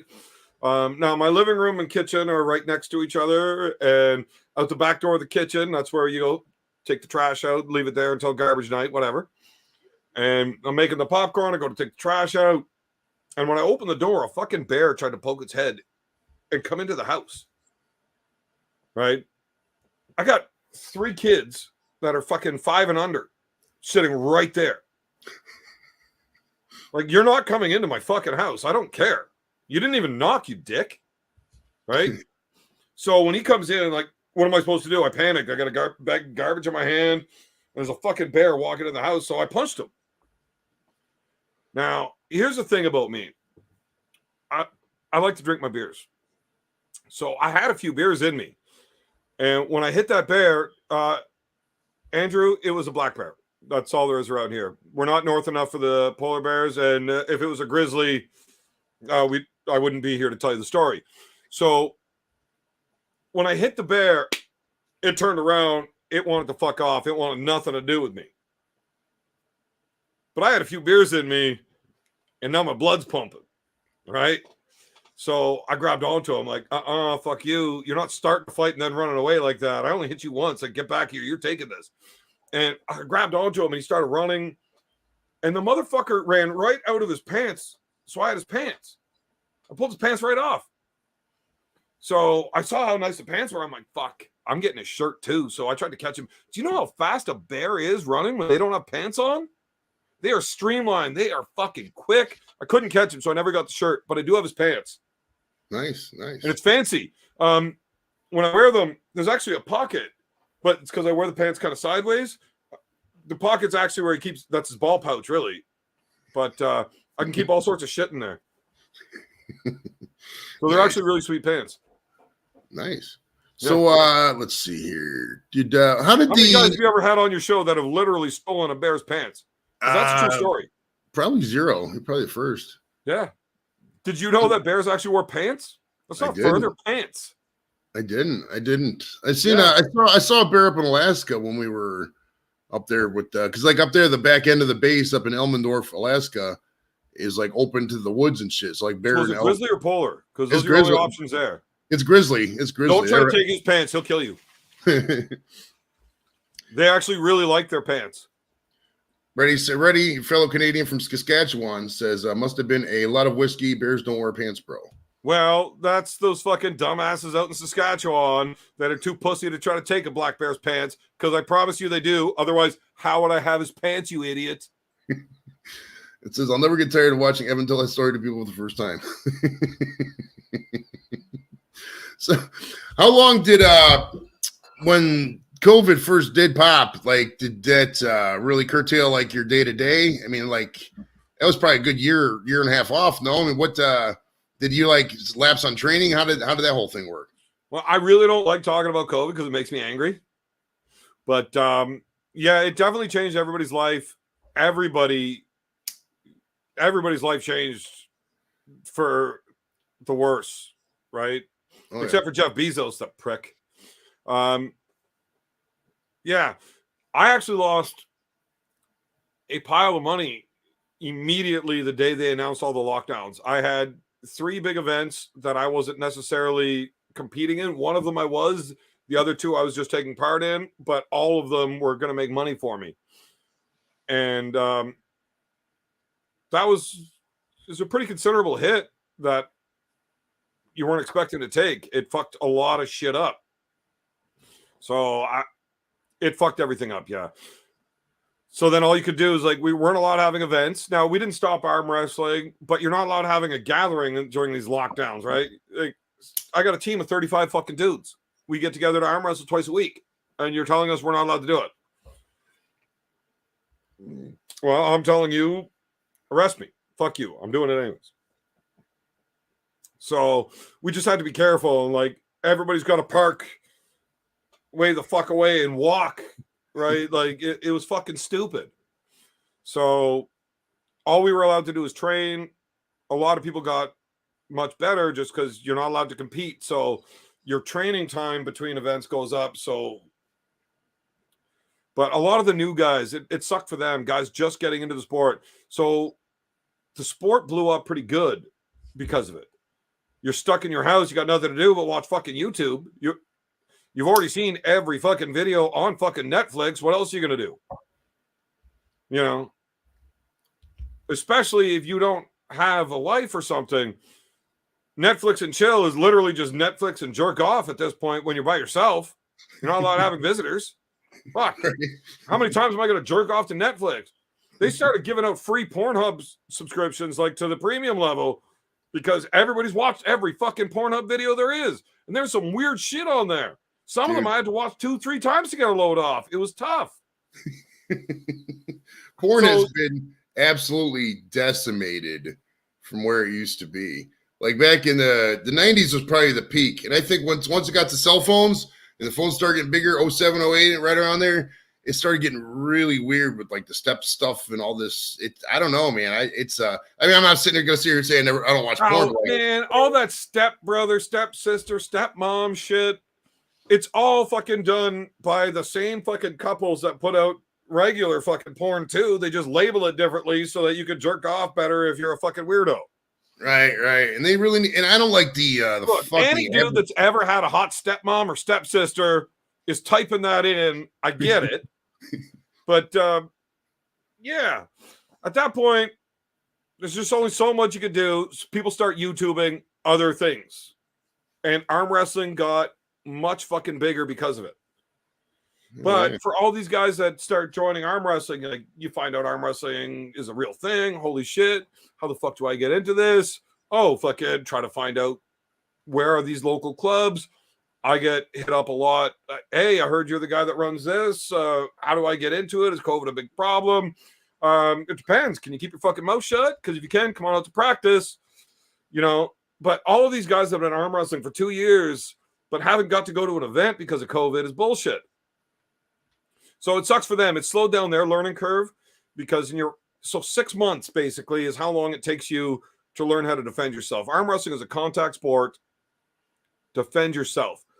Don't ever watch my matches if you want to learn how to arm wrestle, because I end up in some terrible fucking spots that if you try to do it, your arm will fucking break. My arm just will not break, and I've proven it over the last decade by winning matches where my arm should break, or losing matches that my arm should have broke a dozen times in. You know, my arm just won't fucking break, and I know it won't break, so I do some stupid fucking things. So I tell all my guys, look, if you want to learn how to arm wrestle properly, listen to me.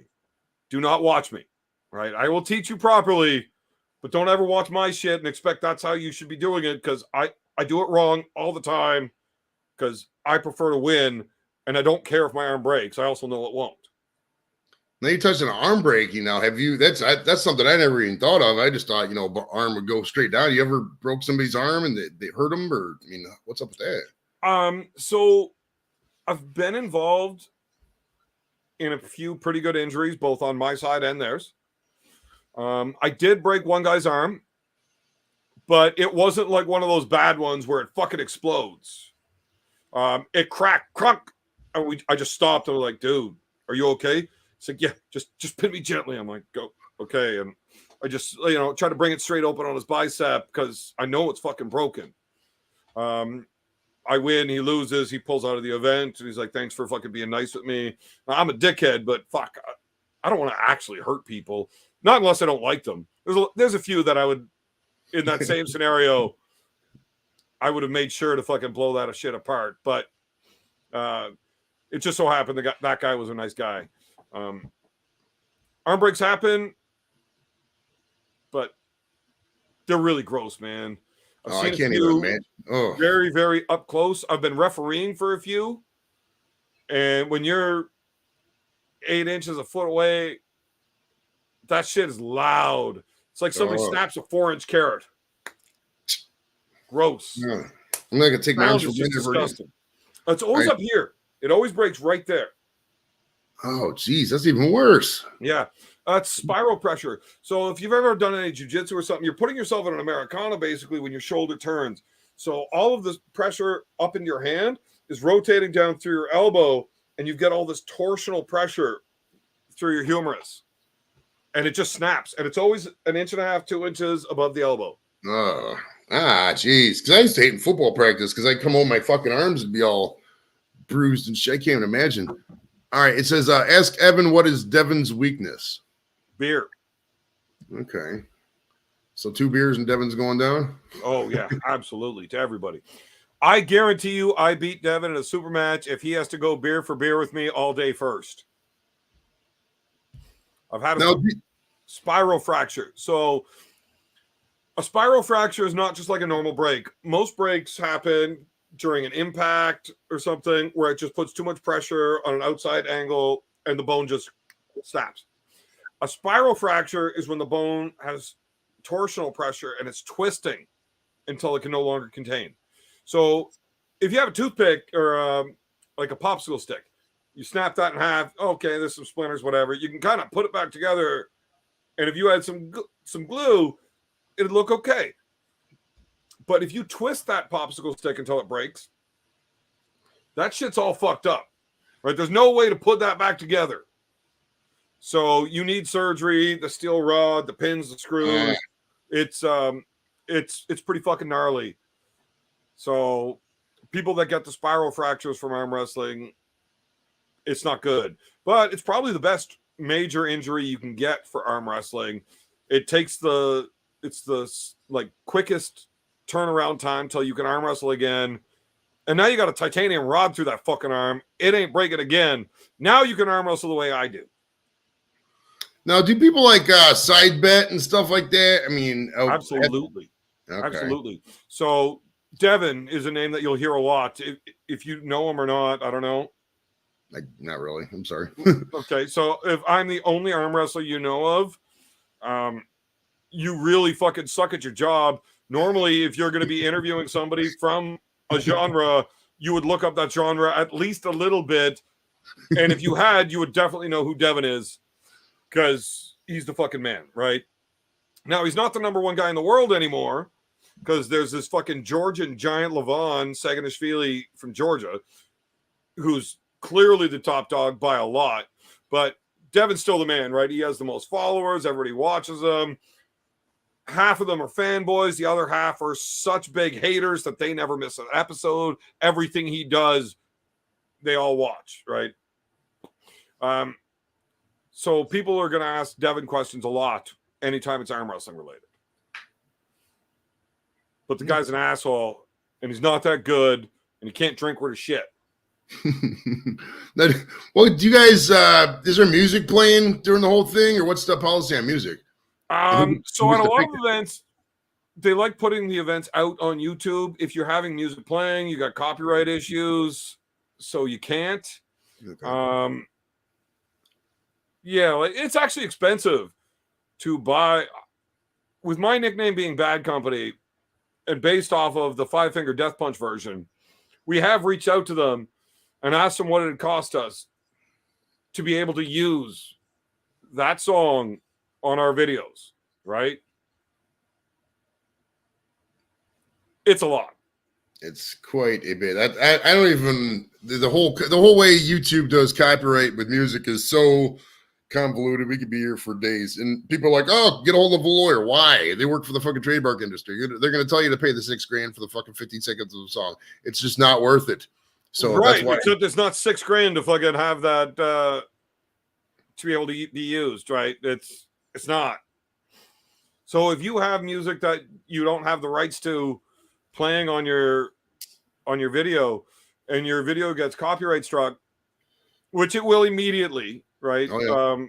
All of YouTube, they have this fucking computer system working where when they pick up certain audio cues, runs through their database. It's like fucking immediate. You get the copyright strike, and whoever owns the copyright to that gets all monetary gains from that video, which is fine. Like, I don't mind having videos that have copyright strikes as long as it's just they get the money. I don't care. Right. I feel you. Whatever. Jim says, fuck off, Evan. That's one of my favorite songs, but the original by Bad Company with Paul Rodgers on vocals. Oh, you like the song Bad Company by the band Bad Company on the album Bad Company. That's your one? Right. It's like living in a box, right? Same thing. All right, before we get out of here, what do you got coming up on the channel? When do you go live? That kind of stuff. Every Tuesday night at 8 p.m. Eastern, I do my live shows. Basically, it's just me and a few of my buddies. We get up and we get drunk as fuck and say a bunch of dumb, drunk, offensive things. And it's not necessarily all about arm wrestling. The majority of it is literally about drunk nonsense. We talk a little bit of arm wrestling, but I try to steer the conversation away from that as much as possible because nobody cares. And yeah, we just like to have fun. Good deal, man. So check them out on YouTube. I linked in the description. Are you ending the show already? Yeah. I gotta take care of some stuff in the house, and we got my buddy goes live at 7, so we gotta hop over there and say hi. Yeah, well, I mean, look, that's kind of cunty of you. Like, I got the case of beer here. I'm only halfway through, and you said we're gonna go as long as we wanted to go. Oh, we can go longer if you want. I mean, it's up to you. I don't really have any other questions for you. You want to talk freestyle talk? We can. What's up with it? I mean, fuck. Look, we were doing just fucking fine. You got to write your questions down.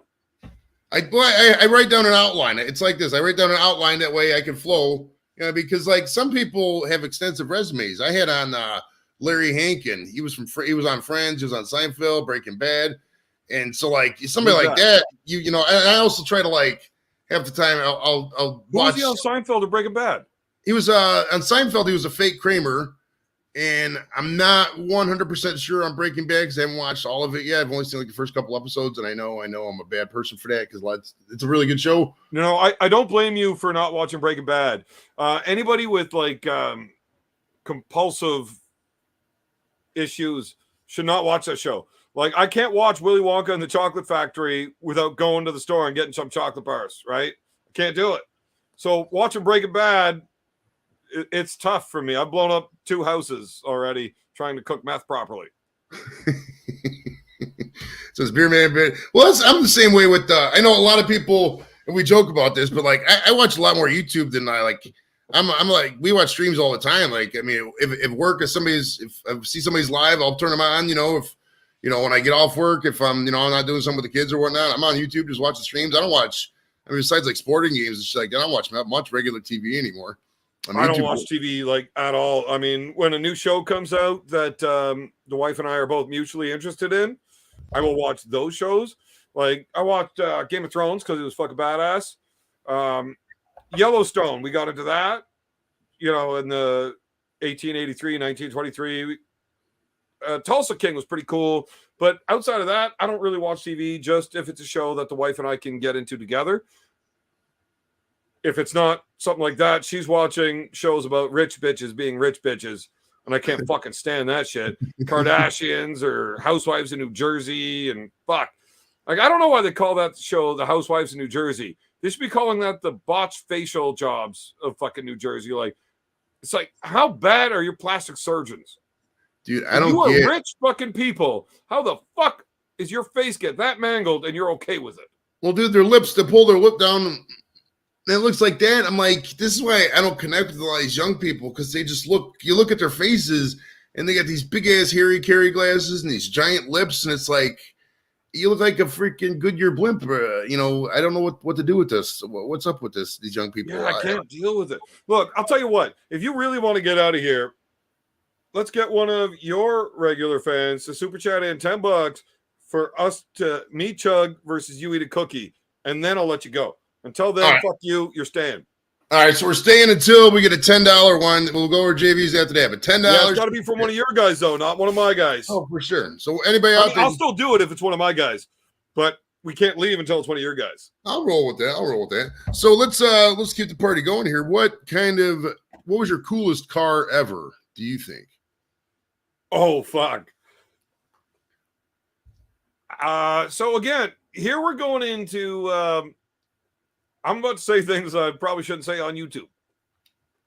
So my coolest car ever was not a car. It was a van. It was a 1979 Ford Econoline. And I only had this a few years ago.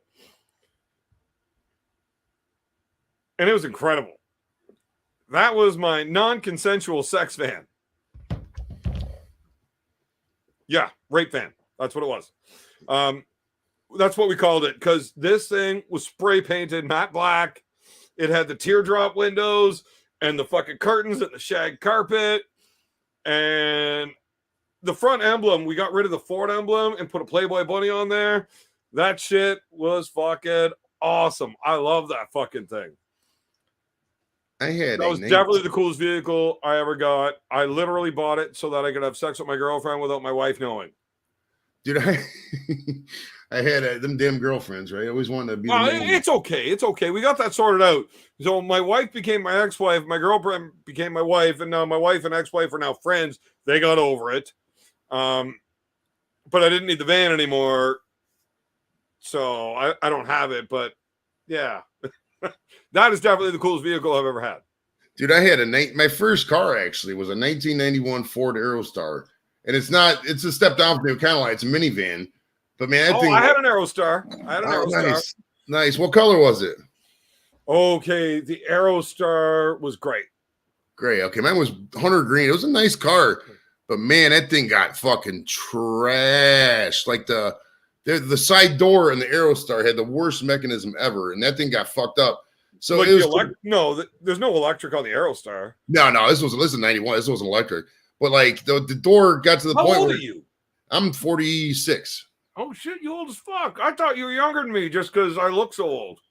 No, I'm an archaic fuck. I've been around for a minute. I wear my hat backwards so it makes me look younger. That's what the focus groups told me. Wear my hat backwards. There's no. Yeah, you got like a decade on me, man. You just do that Fred Durst thing. Let's wear the hat backwards so we don't look old. Right. Well, and it's Fred Durst and Ken Griffey Jr. to a lesser extent are pretty much the reason why I do wear my hair backwards. Because what's got underneath that cap? It's bald. I'm a bald head. I'm just like you. Oh yeah, but you don't shave it. Oh, I do. I just shaved it a couple days ago. Fuck, I shaved this like right before coming on here, and like fucking 5 o'clock shadows coming in already. Anyways, I get lazy with because I always got a hat on. So like before like this time, it's been fucking 3 months before I shave my head. I get really lazy with it. So I had Windstar, Aerostar, Freestar. I've had all of them. I got a bunch of kids, so minivans happen. Plus, when I was roofing in the city, I needed a vehicle that I could put all the tools in, plus have enough seating for the people, like the crew, right? Hour and a half drive. You're not going to have multiple vehicles driving. It's just fucking expensive. Wait a minute. You only flashed that for a second. What the fuck did they say? All right, hold on. It says, was going to make a joke, but Evans lost me with all his ex-girlfriend shit. Well, keep up. Fuck, pay attention. Look, I'm drunk. Can't expect me to keep up, but you can. Anyways, I've had all those vans. Fuck, I had a nice one. It was was it Aerostar's the like baseline, then it goes up to the Windstar, then the Freestar? I think the Windstar, I think they quit making the Aerostar after a while, and then they went to the Windstar, and like the Freestar was like the higher model maybe of the Windstar. Yeah. So I had the Windstar, and it had like a fold down fucking TV screen and shit. We had a PS2 hooked up to that shit. So we would like go to work, and it's like too hot between the hours of like 1 p.m. and 3 p.m. Like you couldn't step on the roof. You'd be fucking melting through the shingles and fucking it all up. So we got to take this 2-hour heat break. We were just sitting there and play Knockout Kings 2000. And it was awesome because we had air conditioning as long as we had fuel in it. Yeah, we had a good time. Oh, Knockout Kings was the shit. I remember because I tried to get. You know what's weird is I think boxers of any sport, like I've talked to people from every sport at this point, every kind of genre and everything. Boxers, for some reason, have the biggest fall off, I think, of any athlete. Like you see boxers, and after their glory's over, unless you're, Tyson or a legend or whatever, top couple guys, they just fall off the face of the fucking earth, man. I tried being an arm wrestler that never got onto the face of the fucking earth. Nobody knows who the fuck we are. Fuck, you're the best guy in the world. Nobody knows who you fucking are. Like, Jesus, it's like the worst sport in the fucking world. If you ever want to get in arm wrestling, don't. It's fucking dumb. It just hurts real bad and nobody gives a fuck. So avoid that. But being an arm wrestling fan's cool. We could definitely use more of those. So this Windstar that I had, right? Like it was all fancy with like leather seats and shit. And we got all drunk the one day, me and my partner on a patio. We would just drop the guys off at the job site. Then we'd go fuck off, get drunk on a patio, pick up chicks, and then go pick the guys up at the end of the day. But we got a couple of chicks there at a patio one day. And, we go out to the van because you're not smoking in the bar anymore. And we're like, oh, this van's real nice. I'm like, it's fucking piece of shit. Drunk, young, showing off. So I took my hatchet and I fucking smashed it through the roof of the fucking vehicle. We drove around in that piece of shit for like 2 years with holes in the roof. I had speaking of minivans, dude, I had a Dodge Caravan I bought, and I had it done paid off and everything. And I was up at this is a wild story. I only told this a couple of times because it's highly illegal, but nobody in this area watches, so it doesn't fucking matter. But I was up at the kids' school, and we used to have to do bingo. These are my favorite stories. Once or twice a year, we had to work bingo, and it sucked. Walk around selling pull tabs to fucking old people. It was what it is. We had a fun time. But every time after, they'd always crack beers, and it's fuck. Let's game on, baby. And they knew I liked to drink, so fucking they would just keep give me 2-3 at a time. We just sit there pounding, and there was a cop there with me because they always had a cop up there to watch the money and shit. And I was like, "What you doing after this?" He's like, "Oh fuck it, let's go out and drink." I was like, "All right, game on." So we went to the one bar right down the street from me. It's called Fatheads. And then after that, they closed. So we went to the other bar across the street, and I was getting lit, dude. I was like fucking drunk. So, and he's like, "You shouldn't be driving, Joe." I was like, I got this, man. Don't worry. He's like, "All right, I'll follow you home." So I get right to the head of my street, and it turns out I shouldn't have been driving. He was right, and I right into the fucking telephone pole, dude. Like literally right into the telephone pole, the minivan. Man, you got to learn to handle your booze better. That's a fucking rookie move, man. Oh yeah, and this is 2016, so. I go back. I haven't hit a telephone pole drunk since I was like 12. Yeah, it's 16 through there was a period there after the Cavs won the title till probably 2018 or so. I was just going hog wild with the booze. Yeah, and so I got out of any altercations because I was with with my buddy there, which was nice.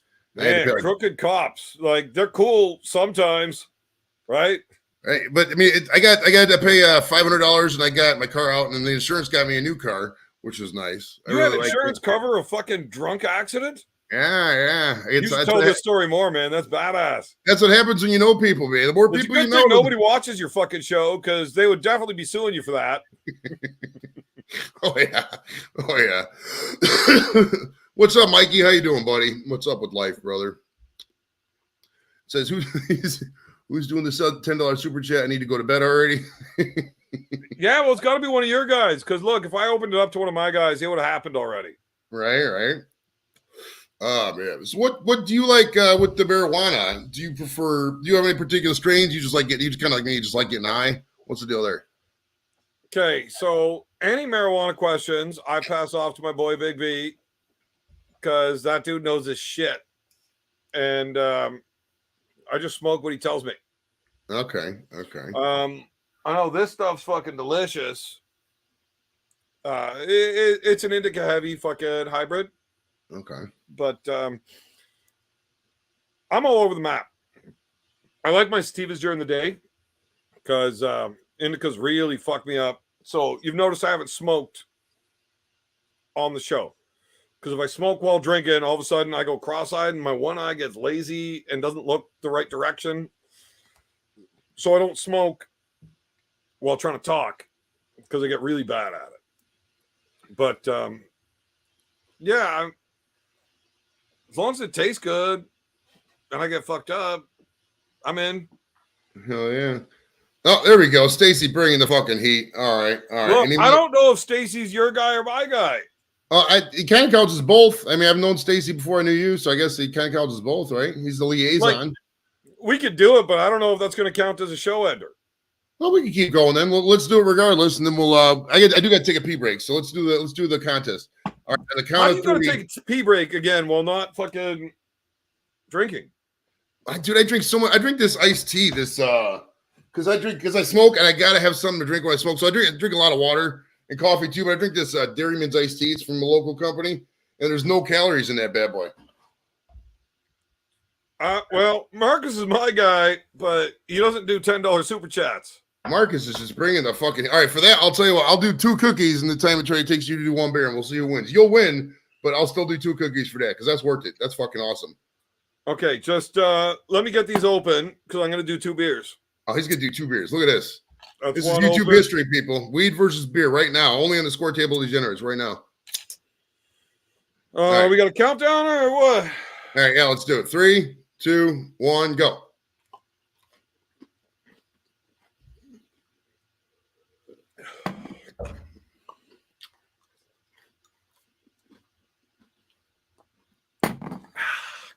You win.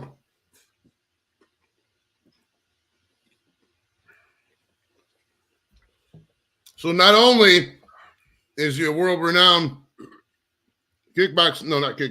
arm wrestling champion, he also beat Joey Edibles in a weed versus beer contest. What a fucking legend! Have you ever seen the movie 300? I have. Yeah. So when the dude asks what people's professions are, what's the answer? They would tell different answers, and then at the end they give for Sparta or whatever, the warrior. Well, give me that answer. I'm a YouTuber, baby. No. The other one. I'm a Spartan. Spartans. What is your profession? Ooh. Come on, you got to do it now too. I'm not really intimidating, man. I'm known as like a fucking clown at the end of the bear. They always call me the teddy bear and shit because I never get into fights and stuff. Yeah, you sucked at that pretty good. But I do. I'm not.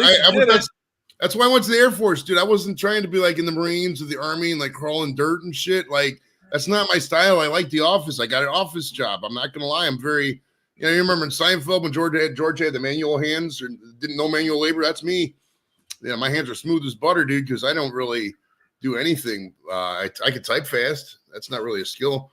Arm Gods, definitely check out Arm Gods. If you don't, you're just one of these fucking moderators got to put the armgods.com link there because look, that shit's awesome. You can get all sorts of sweet fucking apparel and merch and shit off there. Pay attention to the matches that are coming up. So armgods.com is the website itself? Yeah, one of these guys knows how to do it. All right, let's see here. Let me see if I can find not the YouTube because we've linked the YouTube channel before. Let me see if I can find the website here. Here we go. It's armgods.com. All right, so hell yeah, look at that. They got a shop and all that shit. I'm gonna register for that motherfucker. Hold on. I'm gonna be high as fuck later, guys.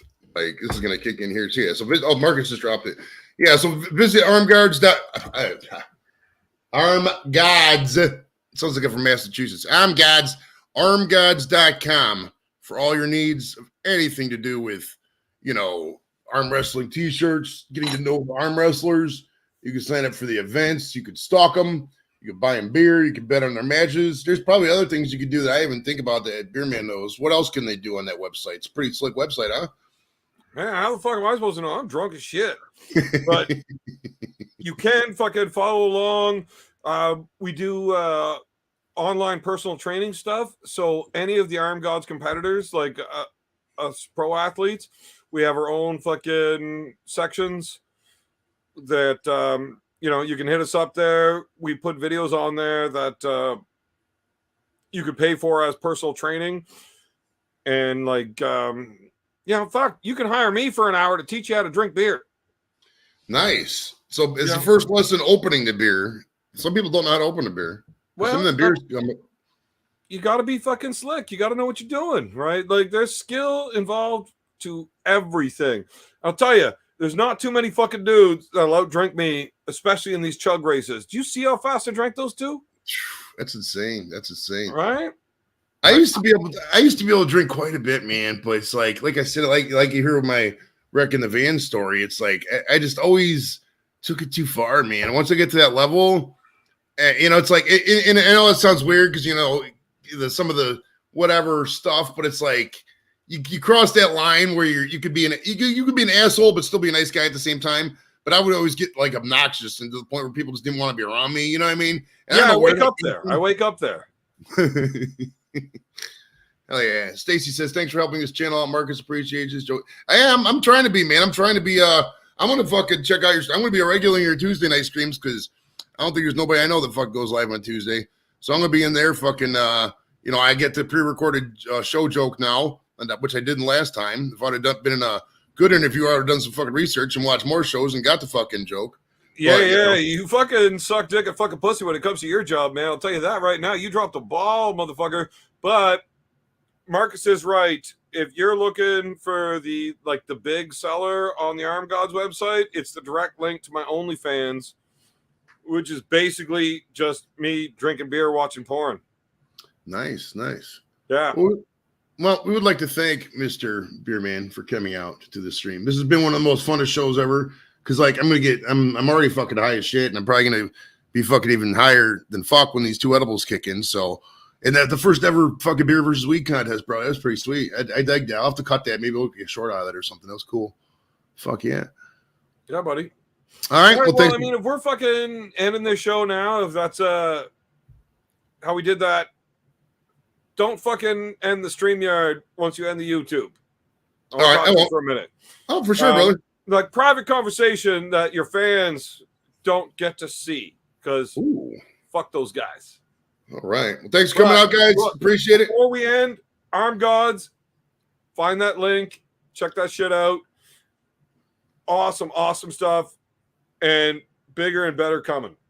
Hell yeah. So check out armgods.com. And thanks to Mr. Beerman Evan for coming out, brother. Appreciate it. And we'll see you guys later. Oh, don't forget Monday. No, not Monday. Tuesday, Valentine's Day. We're going to have the guy from Escape Club on. Trent. No, not Trent. I'm too fucking high. Mr. Steele is his name. Let me look up this guy's name before we go because I don't want to be fucking telling people shit and then fucking I don't deliver. You know what I mean? No, man. It's really easy. Just lie to them. Like, who gives a shit? That's true. God, what the fuck I do. I will never let the truth get in the way of a good story. God, I get way too many emails, dude. All right, let's see here. What the fuck is this? Most of them are from Pornhub, though.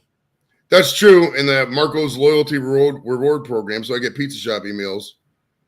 Tell me, I don't know.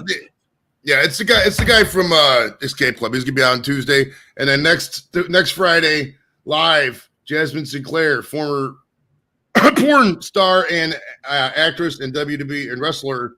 She's gonna be live. She's funny as fuck. So check it out, man. How do I get to join you for that show? Yeah, come on out, man. We'll do it, brother. We will do it. I want to talk to her. All right, I'll bring you out, man. Come on out. Definitely, bro. All right. Well, shit. All right, just ended. I will talk to you guys later.